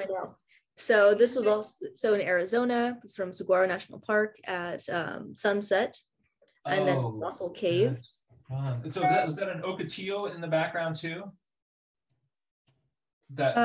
Where? In the background of the of that study. Oh, and was you? Did you find a tarantula hawk? Yeah, you got it. Tarantula hawk and ocotillo. So all these cool things. I like that. Also, the detail of the. This is. So from that same day, I've got more stuff. We had this amazing sighting of nighthawks. This was the day that my friend realized that I was a little bit bird crazy. Whoa! And did one of the nighthawks landed for you? Maybe there were some birds I couldn't identify, but I cleaned this one up later and added him in, the landed one. That's fun. That's really fun. Yeah. So then I've also got what was it? Curve-billed thrasher and a white-winged dove that was nesting right outside our hotel room. Sings the song, sounds like it's singing. Right. All over. And I also love the little woodpecker hole up there in your saguaro. Yeah, we did see some of those. I don't have a drawing of those yet. Don't saguaros have the most fun personalities? They really do. And I've got more cactus. Each one has their own little attitude. Like bird is. Parallaxia. Oh Yes. my gosh. I got pictures of it too. Oh, these are so crazy. This is what I was doing while my friend was throwing rocks into the hole in the road. Oh, oh man. Yeah, see, Arizona Hopefully birds. they saw it too. I made sure they saw it, but Yeah. It's yeah, and I like, did a study of all the different types of cactus that were out there that day. that's really fun. Yeah. Let's go back to that cactus page. So something that Kate's doing here that I think is a really great strategy is notice how she is really focusing on what are the shapes of the shadows on these forms. Mhm. And notice how when she pops in those shadows, that's what really brings out the structure. Yeah. And so she's got the basic kind of the basic shapes of these things, but then not by focusing on like what are the little bumps on them doing, but by focusing on the shape of that shadow, it carves those forms. That's really fun. Let's see. Okay, I've got the Nighthawks and Bearded Dragon. We saw scurry across the road. Oh, Yeah. really So then fun. let's see. Oh, wait, and I just want to point out that Sagata just also dropped another pelican joke into the chat. Oh no. Yeah. Did I say bearded dragon? I did not mean to say bearded dragon. It's not a bearded dragon. It's a the horned lizard. yeah. So those then are so much fun. they And really are. each kind has different sorts of crests on it. So you draw by getting that, you can then figure out what they are by those crests. So Sagata was asking, you know what you call a pelican that really can't catch fish, can't like do any of the things that pelicans are supposed to do very well? The pelican. That's a pelican, that's right. Yeah. So early in the morning, after we did this crazy drive, made it into Texas, I was woken up by a whole family of, was it great-tailed grackles? Nice. Little hints of iridescence in there. Yep. So then at breakfast, I decided to have another go at them. And I found the brush pen actually worked quite well for that. Watercolor Study. And you really kind of, I love that one that's kind of up and swinging back, that sort of, that little one there. It's got a little bit of a swoop to it. These birds' bodies are just so expressive. Yeah, they're really fun to watch, which is kind of funny because they're everywhere and no one really gives them a second look. So then there's a little bit of a gap. So this is also Texas, mockingbirds, zebras, typical Texas wildlife. Yeah, exactly. Yellow crown's night heron at the Riverwalk in San Antonio. Nice. Really fun. Yeah. Let's see. And then things kind of sped up in these few days, which I didn't get so much nature journaling done as we went through Texas and into Louisiana. We had the blue jays, which once you see those, you know you're in East Coast territory. That's right. I mean, isn't that a spectacular bird? Yeah, it really is. On the East Coast, you don't know how good you've got it. With, can I just say, the blue jay is ridiculous. And then you add on top of that, you're doing cardinals over there. I mean, that's living large. That's living large. Mm-hmm. But you got the Paraloxia, which is the cardinal relative. That's a cardinal relative. Yeah, I was really excited to see that.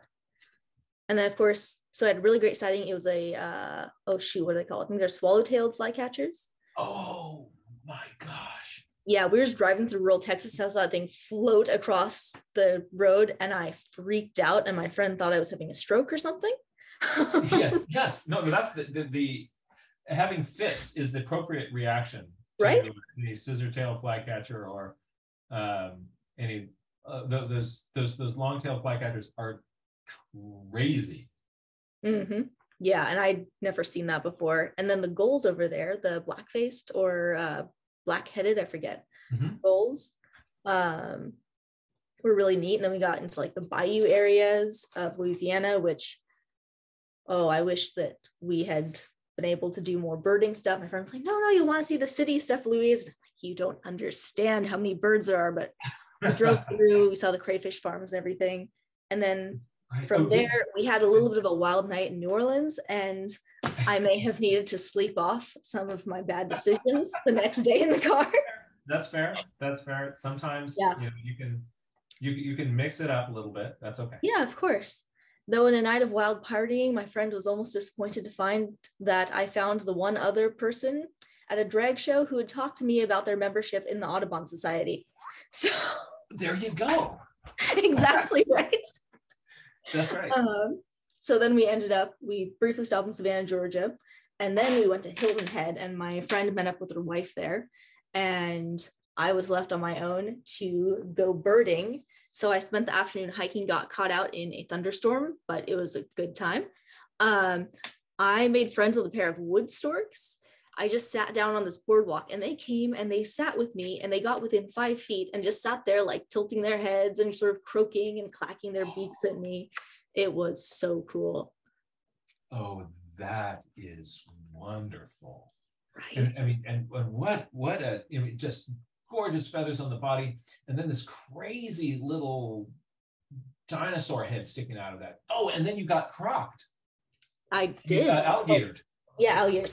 I also saw a black heron. Oh, this is good. This is really good. And I just love these white ibis and bluebirds. But there was also check out the view of the croc, where it's where you're drawing what you can see rather than sort of what you like. Some people look like, oh, I can't really see it. Only part of its head is sticking out. But look at what you can do. You can draw the part of the head that's sticking out. Yeah, there was another page here with some green herons and a cardinal, but I left that somewhere. I'll explain that later. There's also the white ibis. I'm gonna point that out. There was a snowy egret that was with the two wood storks. Of course, blooming magnolias because it's the South.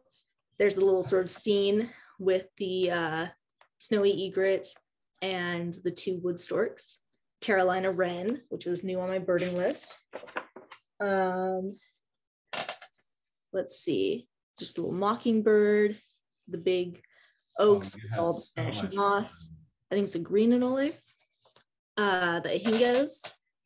There's the cardinals. Did you get to see the anhinga swim with that kind of crazy head sticking out of the water? No, I didn't. Those guys are so cool. Yeah, and here's just some in the car sketches of birds of various kinds. I saw this guy while I was getting my morning coffee. He was just sitting out there outside the cafe. A little yellow-throated warbler. That's a good cup of coffee. So then I got to knock something off my bucket list, which I went and visited this old plantation that was the home of the historical figure that got me back into nature journaling. So this was at Meccan Plantation, which is open to the public, and it's an amazing spot for birding. Yeah, so these big oaks up on these bluffs looking over the Cooper River, alligators, beautiful little like pond that had like these wild type guppies, trees that are just hundreds of years old, dragonflies, turtles. Show us that alligator there. Oh yeah, I've got a really funny, I'm sure people who have been on my Instagram know how that that was made. There were some people very concerned. Tell us the story. Well, nothing really happened, or at least I didn't think it was that crazy. There was just an alligator that was sitting out in the sun, sunning itself, and I thought, I'm going to draw it. And, you know, we had a great time. I sat there next to the gator for like an hour, didn't really move, and then some other people came over and it got scared, but yeah. Nature journaling at its finest. That's really fun. Yeah, but it was great. I mean, there was so much stuff. Turtles everywhere, which ironically it was National Turtle Day, which I didn't realize was a thing until I got in and looked on Instagram. It was turtles everywhere. It was turtles all the way down. Right? Yeah. Then I just did some other little sketchy type stuff.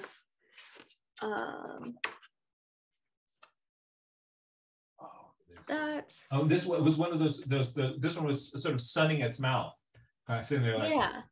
Well, we started doing that once the big crowd of people came over to come chat with me about what is this crazy woman doing with watercolors and a gator sitting next to her.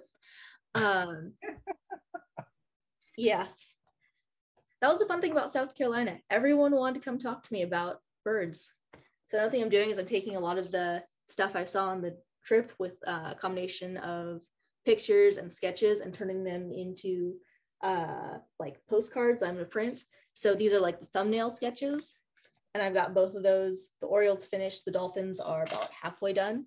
So there's gonna be a lot of paintings coming out of this. This is so exciting. Oh, and I have two more things to show you. So one, I got this old scientific illustration print in New Orleans. That's from the 1830s. Wow. So I'm gonna start collecting those. Yeah. More importantly, I got a book of all Audubon's prints. Yeah, that was $50. I've been looking for one that was under $100, and I was really excited to find one. So I lugged this all the way back from Charleston. But it's just, you know, it's Audubon. It doesn't get better than that. It's have you ever had a chance to look at one of the elephant portfolios and see those things that are life size? No, I haven't. However, one of the places we went into was decorated with these like gigantic big prints of Audubon paintings. But I'd love to see the full-size ones. Yeah, so they're this big. Yeah, I got what was it? It was the Audubon Reader, which is a collection of his letters and his little bird diaries, which are, I don't know if anyone's read those, but like his little anecdotes about going off into the woods to either collect samples or basically like telling stories about one species or another and how it relates to the rest of the world. And they're really interesting. That's really fun. Yeah. So great time. Hopefully I get some interesting paintings out of that series, but yeah. You were very productive. What a wonderful trip. You know, I'm hoping next time I can go with people who are into birding, so I can like budget more time in to do like nature journaling on site, because it's really hard when like people are like, oh, let's move. I'm like, I would like another 20 minutes to just like do a scenery sketch of this place, because like if I can budget in like 20 or 40 minutes, like stay in one spot and draw, then I can like fill up my journal really quite easily. But it's kind of hard to like budget that in, and either you have to choose like, am I going to work from pictures, or am I going to just like take what I can get on the road as it comes? Now you want to be respectful to the people who are with you. Yeah.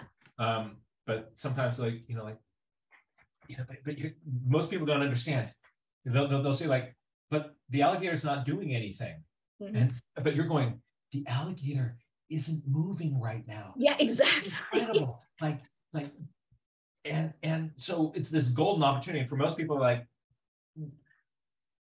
yeah, don't quite. So here's what you got to do: is you got to go not just with, so chilling with birders is great, but sometimes birders will kind of get it and want to move on. When you go traveling with other nature sketchy people, that's what I'm thinking. Oh, that's why we started. So when I get back from Africa and Ecuador this summer, I want to restart here in the Bay Area some of our live nature journaling field trips, because then you get to kind of go out to a wild place with other sketchy people, and everybody's like, oh wow, where in these moments where other people would say there's nothing going on here, these are the people who realize there's everything going on here. Let's chillax here for the next, I don't know, however long we want to do this until we get hungry. And so we don't go quite as far as other groups, but it's really, really fun. That's also what kind of inspired us to do some of these sort of nature journaling sort of safaris and trips. So we've got the Galapagos trip, and then coming up in February, we're going to do a Tanzania trip. And there will be, those are full, but there will be others where we kind of are going and exploring around. at a nature journaler's pace. And so the much to the disgust of people in other safari vehicles who like, you know, like can't believe that you're geeking out on agamid lizards. But it's fun. So a road trip with nature journalers. Yeah, for sure.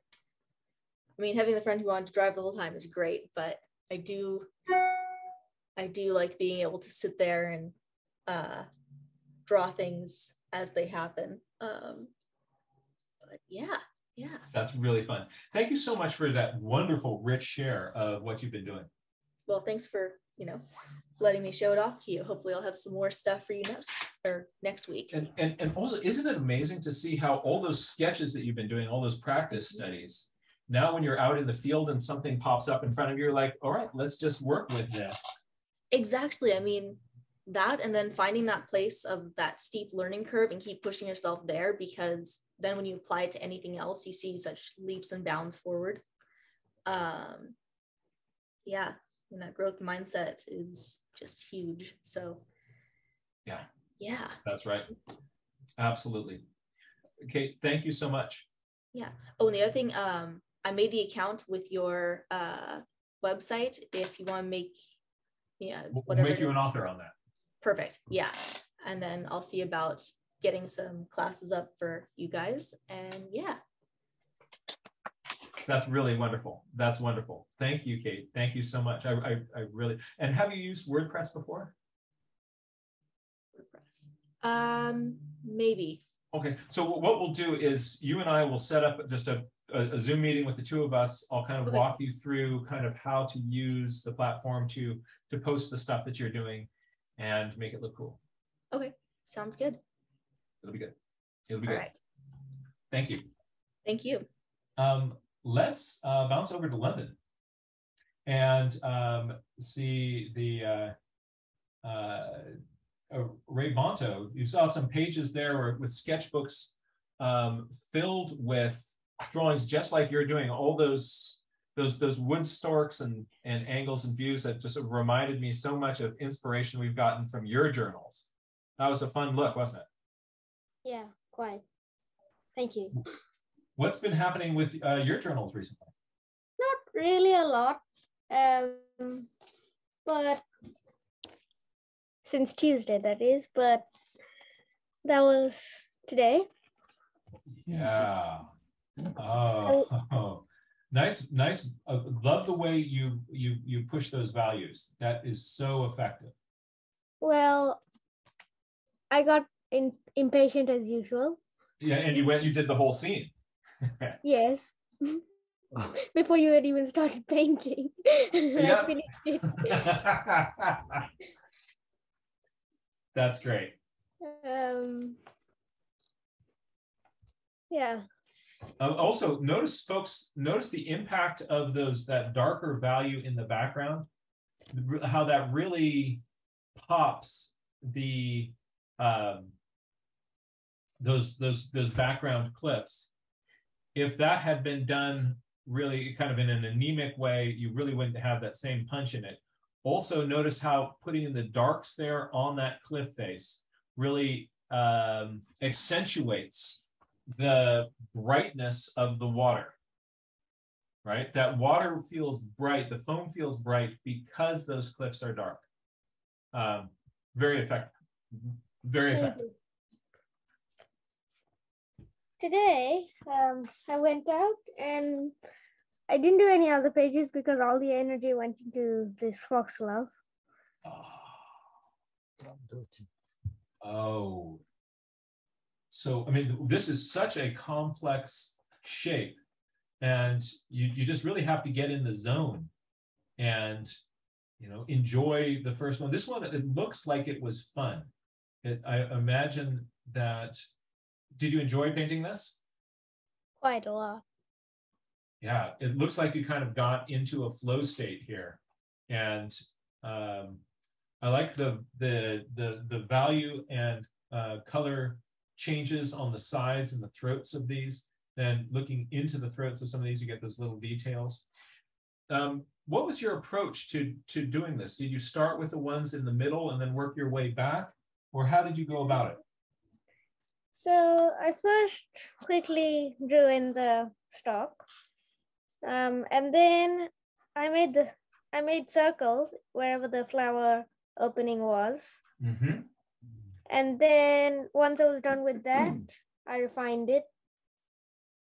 They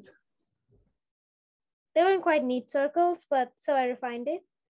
And then I took it back to the source. So drawing in that tube back from the circle. Yeah. And then painting is easy. Yeah. Oh, what fun. What fun. And you know, I'm seeing sort of the detail and the structure of the individual ones. And then also those are all fitting together in that big group. That's really effective. Thank you.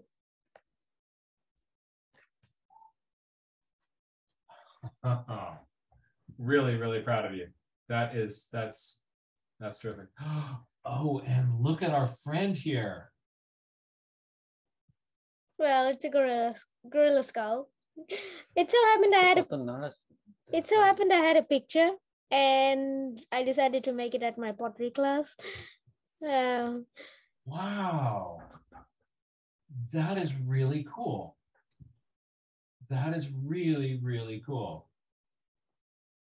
I love that. And also, isn't it interesting to sort of start working three-dimensionally? Yeah. And you know, you really have to understand, how does this shape wrap around the other side and those sorts of things. That sometimes you can kind of fudge it a little bit on a sketch, but on a three-dimensional sculpture, you can't hide from that at all. You know, Rodin and lots of other artists would, in addition to doing their two-dimensional things, would also make three-dimensional sculptures on a regular basis. Robert Bateman does the same thing. He'll, sculpt in wax. He's trying to figure out, the angles and understand, how does that work on this Cavalier grit. He'll get, he'll sculpt one of these things and then move it around in his hand, and that understanding of three-dimensional understanding of structure then shows in the work that you do. That's really cool. That's really cool. Thank you. Thank you for sharing that. Hi, Jack. Arpan, how have you been? All good, thank you. Everything is okay with you? Things are very good. Things are very good. I got a beautiful book here. The Brittany Sketchbook. Ooh, nice work. This person's doing also great work on that, on the surf there. It's an amazing book, actually. Can't show you all the pages, but this is a glimpse of mostly of watercolors. Yeah. So yeah, this person can, and also notice the impact of the values, pushing in some of those dark values in there makes that water look bright. If you were timid about putting in those dark values around those shadows on that pier, then the water would not feel like this bright reflective surface. Great value range. Also, this person is able to kind of drop in detail and do things like a loose wet and wet sky, both really fluidly.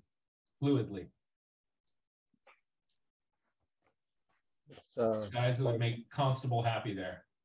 So this is a castle wall. Yeah.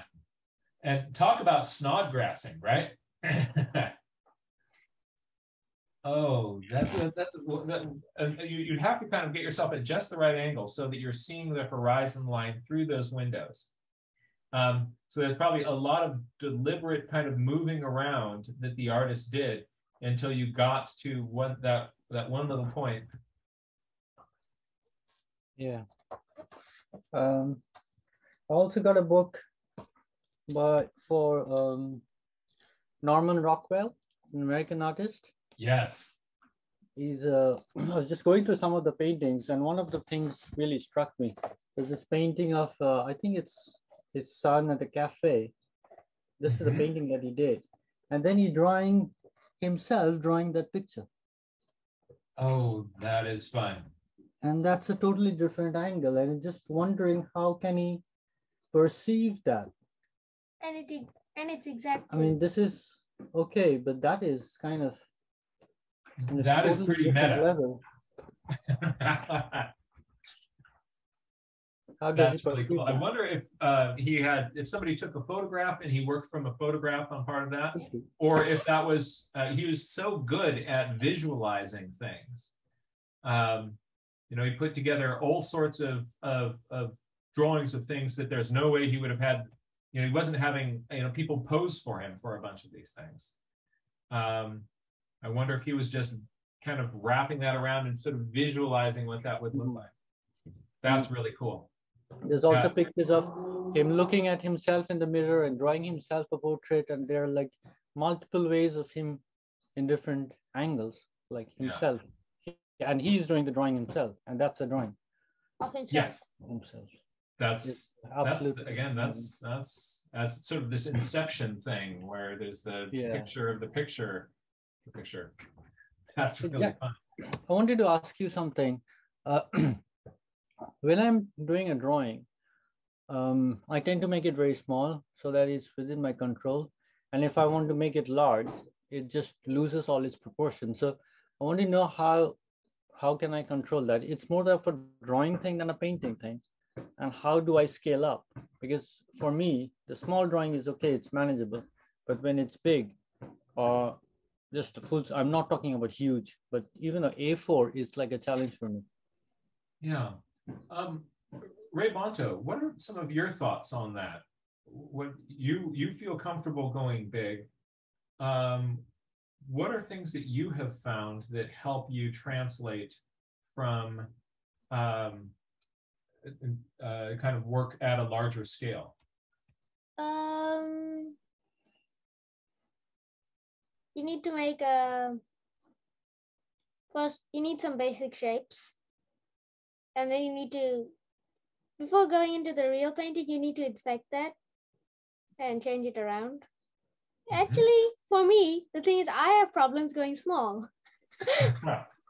Well, you guys are we'll be able to kind of cross-train with each other. So I agree with Ray Bonto about some of the, to first sort of, to kind of keep it in this sort of draft mindset where you're kind of framing out this basic shape with non-photo blue pencil or sort of light sketch lines, and assume that something that is the larger the picture, the more, when something is out of proportion, the more that will show up. So sometimes people will do small drawings because those small drawings can, you know, little line, the viewer's brain will fill in all the rest of the details, and so they do all that work for you. But if you have to kind of clarify it in there, it's going to make you kind of look into those places again and again and again. But don't assume that the first lines that you get down on the piece of paper are the right proportions, and just go with those. So what I like to do is something that I think is wonderful about those sort of initial sketch lines. Let's go to something that's nice about those initial sketch lines is that they're really plastic, so that if I look at this and I go like, oh no, my the tendency is for people to kind of get this, and now I start drawing over it. But actually, once you get your kind of an initial birdie loosely blocked in, before you kind of work with that, is to check it and sort of say, oh, this has sort of bluebird proportions, and I'm drawing a coal tit, right? So I actually am going to need that. My head is going to be like this. Right? And, you know, that's going to be my proportions. So be willing to change these drawings, this framework, before you commit to kind of getting in there and drawing in the rest of those details. So I might suggest that just a little bit more of that initial part, kind of block that sketch in, and then you're going to be in a place for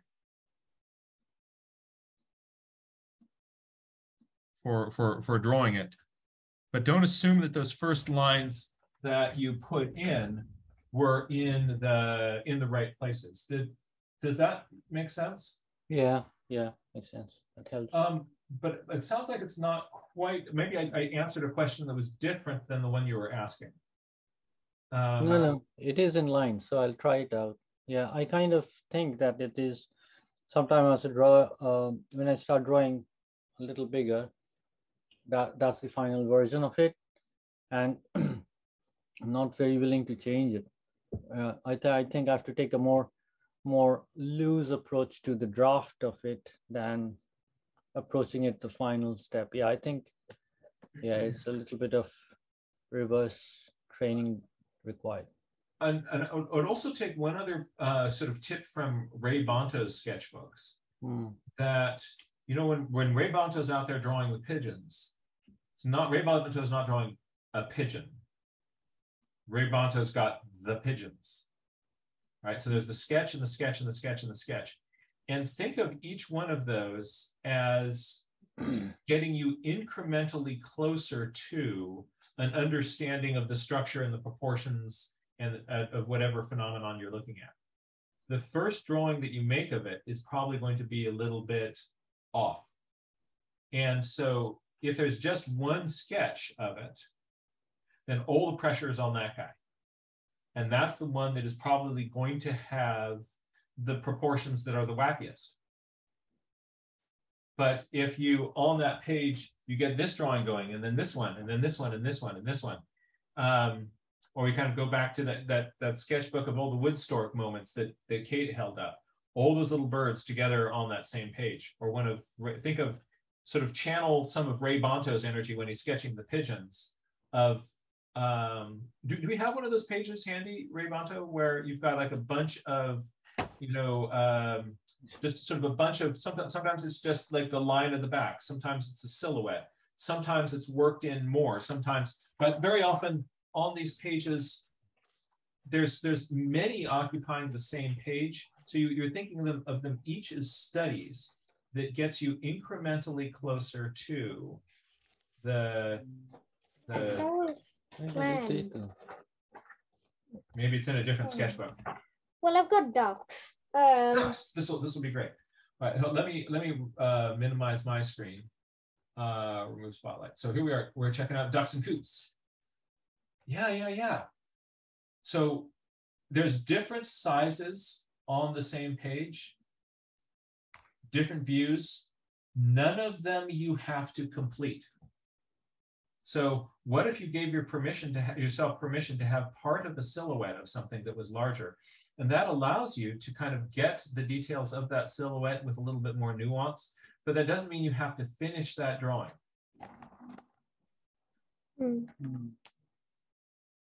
That, I think, is a very useful approach.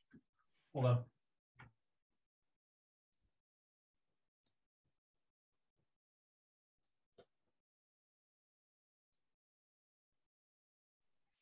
Sorry, I had to sneeze there and took myself offline. But that also might be kind of an energy to bring in. Like, what if you don't think of it like, now I have to draw this whole thing, but I've got a little bit larger, and that means I can just pay a little bit more attention to the negative shapes along the line at the back of this thing, right? but you then don't have to have that then turn into a full bigger drawing of it. So you might sort of use it kind of incrementally just to help keep you observing and observing and observing. That might be also a useful approach to it. Yeah.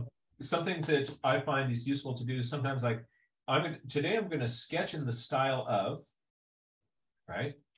And to do some days where you're kind of sketching, kind of taking inspiration from what you're seeing in Ray Bonta's sketchbooks. You know, I'm going to just sort of channel some of that energy and see what happens. And Ray Bonta sometimes channel our pen, right? And so it's like when I kind of like how, and what you're going to find is that you'll end up thinking about things and looking at things in a way that's different. I hope that framing is useful. Yeah. Thank you. Thank you. Absolutely. If you mess around with that and play with it, I'd love to see what happens and kind of what comes of that, and we can then continue that discussion after you've had some chances to sort of play with that. I have strong inner critic, and that's another problem that I'm dealing with. Yeah, it is brutal. I have to draw a pretty picture, otherwise it's difficult. Yeah, just like I was saying at the start of this class, when I was there at the beautiful Point Lobos coastline, my inner critic stepped into my brain and shut me down. And it can happen to everybody. And so one realized that that's normal, right? That's human. But the big advantage that you have is that you just said, I have a really strong inner critic. So you're recognizing that, and instead of thinking of like, you know, that instead of framing it as like, I can't do this or I'm no good, you're framing it as, I have a strong inner critic. And that's something that we can work with. That's something that we can work with. And so don't think of it having to, think of these things as studies. Think of them as studies of the pigeon. Or you're just going to get some information about the line of the back of the pigeon, right? And if I notice there's like one little line that's like, that's really pigeony, right? That's really good. That's really good. That's really useful. And we don't want it. And then that gives it less power to shut us down. Excellent. Thank you. Thank you. Let us join our mad botanist, Evea. How have you been? Been listening out on some estuary. Now I want to go find some more to play with. So very much enjoying this, and enjoying the lesson today, especially because I love oceans. So it's going to be really fun trying out these tips on the cliff. So right adjacent to the study area where you do all of your research.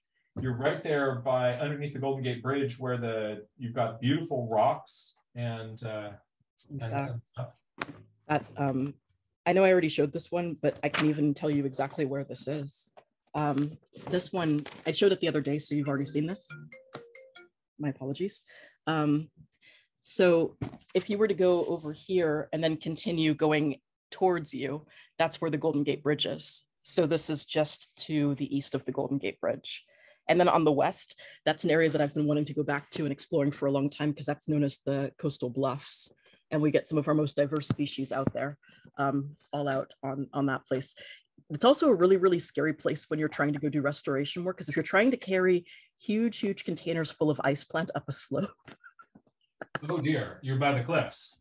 You don't want to fall, especially because sometimes serpentine can be kind of slippery to walk on. So it's a miracle nobody died. But moving on to plants. Speaking of fun growth edges, yeah, I've been trying to figure out fruit, which has been very fun. And then it's been leading to more questions. So we have our accessory fruit. I found out that our strawberry friend is an accessory aggregate fruit, because our aggregate fruits are about multiple, what does it say here? Yeah, separate unicarpellate pistils, which is a fancy way of saying, I think, a whole lot of pistils that are all from one flower, and then they all grow on this receptacle here. So our strawberry is both an accessory and an aggregate fruit. You've got a keen mind. Thank you. And then of course I had to find out the difference between an akene and a nut. And so, yeah, that's been fun. And then figure out which nuts are real and which ones are just dried drupes. And then of course we had to talk about the drupes. And then we had to figure out what was different from, drupes to berries and why the berries should not feel droopy, that they're not drupes. And then hesperidiums. Yeah. And then the poem over here is another accessory fruit. So that should have gone up there. And then I had to figure out the difference. You know what you have to do? What do I have challenge for you is on this page, the notes that you're taking about the poem, make it a haiku. Or a cinquain or something like that, so that the notes about the poem are actually a poem. Okay, I will do that. So that there'll be kind of a meta pun embedded in your page there. Okay, I like that. Poems, and then also I need more puns. I need to create more puns. I liked your challenge with the hesperidium, so I need to do more puns of all of these. So yeah, fun with botany. Yay, botany. So you can expect that this is going to all be in plant families and our foods coming up.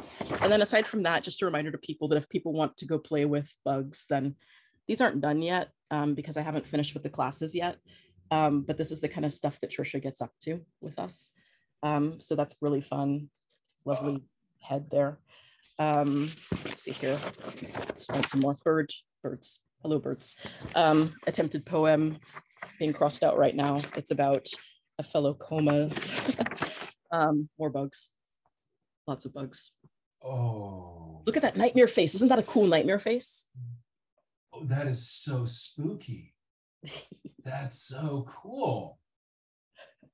I love that one. It just makes me happy. Anytime that she shows us a bug nightmare face, then it makes me really, really happy. And I have to go back and color some of these in a little bit better and review stipple, but this was kind of fun. Nice close-ups. That's cool. Thank you. That's cool.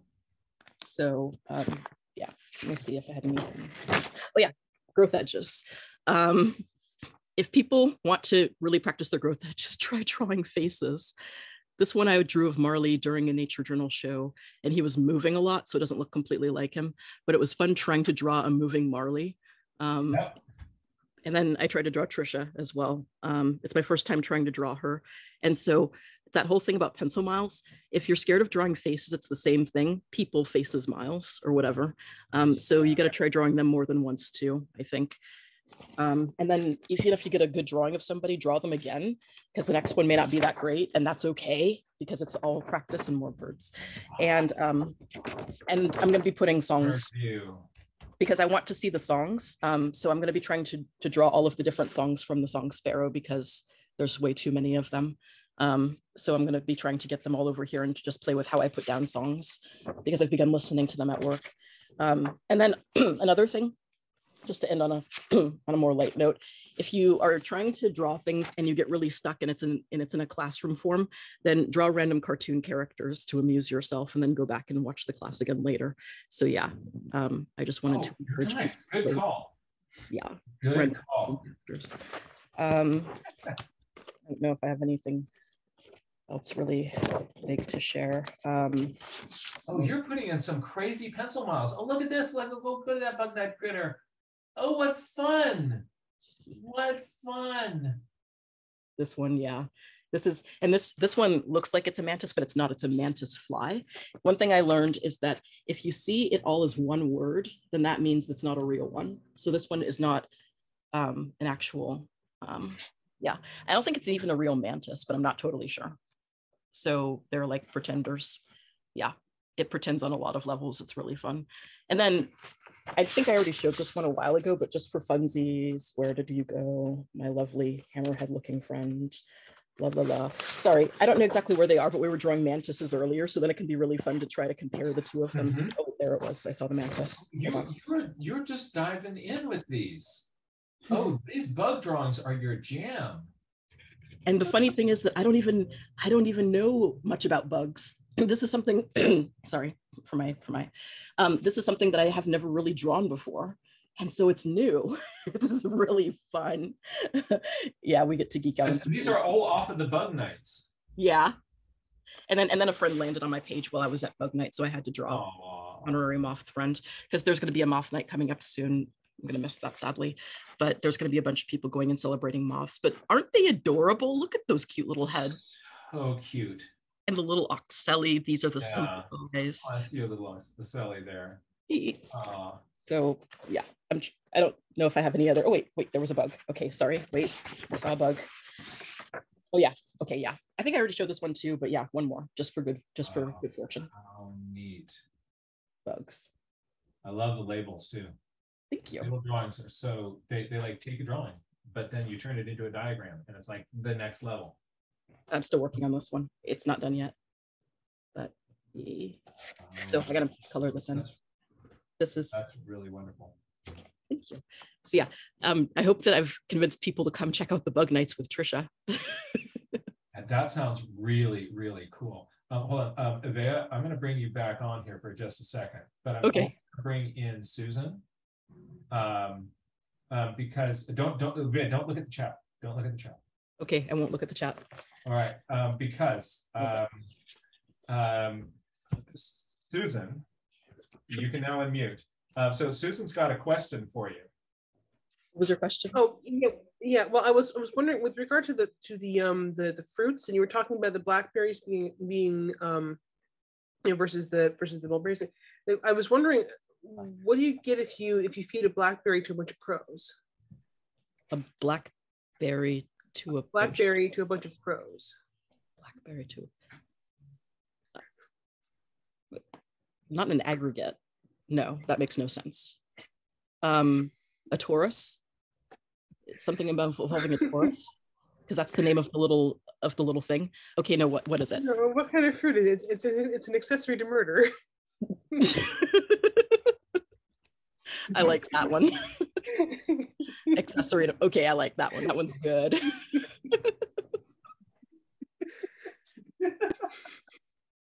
Also, another plug for Bug Night. It's very fun. It's great. You put bugs under microscopes and you can look at them. It's great. Thank you, Susan. Yes, it's very fun. That's what we should do. We should totally drive her crazy by coming up with some bug puns. Yeah. Okay, we have a new goal. This sounds like a party. This sounds like an absolute party. Everybody should join. It's great. Yes, everybody tonight should.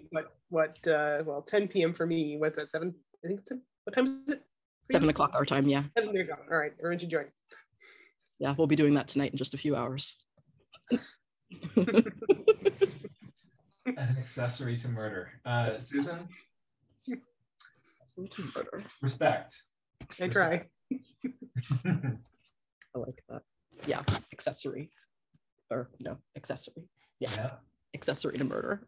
Oh, oops. I'm sorry, it should be a strawberry then. So give us. Oh, well. So that's all right. So what do you get when you give a strawberry to a bunch of crows? Accessory to murder. Accessory to murder. Okay, that's a challenge. I gotta keep my jokes botanically accurate. It's very important. That's right. But that is next level, because that is taking a botanical term for fruit and combining it with a collective term for birds. So plus, yeah, you have to have a toe in both ponds to get the joke, and that's good. That's good. That's yes. Thank you for reminding me. There's something I need to get or make myself. I need to eventually, when my purse gives out, I need to make a new purse that's a strawberry, so I'll have an accessory bag. Yeah. Okay. Sorry. Oh, you know what? I have in my nature journal kit. I have a little bag where I keep my hand lens and my measuring tape and my bug box and all those sort of things. I could keep my accessories in a little strawberry. Yep. Oh. Oh. I like this. See, and for the 14 of us who are still here on this call, your world just got a little bit bigger because of this. Thank you for joining us. if anybody at this, we're going to be shortly ending the meeting. Before we do, want to see if anybody wants to get in on a bad pun. I mean, if you've got a little teensy more time, I can ask you a question. Oh, yes. Why do Gauls have the gall to be so cool?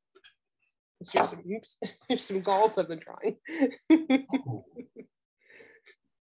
So I'm going to remove my spotlight to make it a little bit bigger. And hold on a second. I'm going to remove my spotlight. There we are. Oh, I need to write that in here. Why do Gauls have the gall to be so cool? Because they just are. I mean, you know, every Gaul I've ever met has been awesome. Wow. And Roberto, I was thinking of you with this. I was thinking of your pile of goslings, where you couldn't really make out any one of the goslings in full, but you sort of had the sense that it was a pile of geese. Because yeah, it's like a pile of cotton balls all kind of glommed together. And so I was having a lot of fun trying to like get the sense of like, you know, sort of this was after the bumps session. I was trying to get the sense of like, well, there's a bunch of bumps, but they're not as discreet as the bumps on a BlackBerry. So how can I manage that? So that was a lot of fun. And look at this. Isn't that the most gorgeous thing you've ever seen? Beautiful. That is beautiful. I think the way it follows the color of the stem, it's so great. So anyway, as far as I can tell from iNaturalist, they are different kinds of gall wasps. So apparently gall wasps are amazing, and I need to like look up every single one. That's so good. Yeah, thank you. Thank you so much for sharing that. Yeah, galls are really cool. And there's a really good field guide to galls of California but I'm afraid that's not going to help you out there in your state. Yeah, well, yeah. I mean, if it's got range maps, it might at least cover some. I don't know. You know, that makes me think like it might be fun just to find some, you know, just in terms of kind of geeking out with topology. It would be kind of a neat nature journal workshop to bring a bunch of galls, magnify them, and just sort of look at how would you go about describing these shapes? How can you, on your flat piece of paper, show some of these forms? Because so many of them they really do neat things. They do. You want to see the spaceship gall? I didn't write down the spaceship gall, but I didn't write that. Sorry, I didn't mean to get us on a totally different topic, but I felt that the pun was needed. But here's the spaceship gall. Ooh, I'm gonna remove me. Sorry, this is the last gall I've got, but there'll be more, I'm sure. Oh yeah. Look at that. Look at It's that. like a little pimple that grew out of a leaf, but it's like it took over the whole leaf. Yeah, turned into a little UFO. This is a little spaceship one too.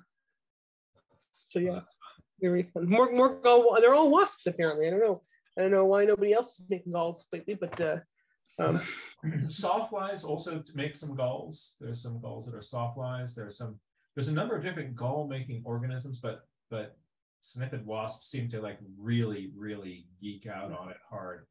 And I mean, wasps are just amazing. So no surprise. I mean, every wasp I've ever met has had like a fascinating life story that's been different than every other wasp's life story. So yeah. All right. And with that, we're going to leave you all for today. We want to thank everybody for tuning in and joining us. Remember, there are lots of fun things going on in this community. Avea, thank you so much for helping wrangle these sessions and work with us. And we look forward to seeing you all again soon. Thank you for being with us. Wow, this is kind of epic. We've just been here for 2 hours and 15 minutes. But I really enjoyed hanging out with all of you. You all just made my day brighter. Thank you all for being here, and be kind, be curious, and let's fill this world with the same. Thank you, Jack. Take care, everyone.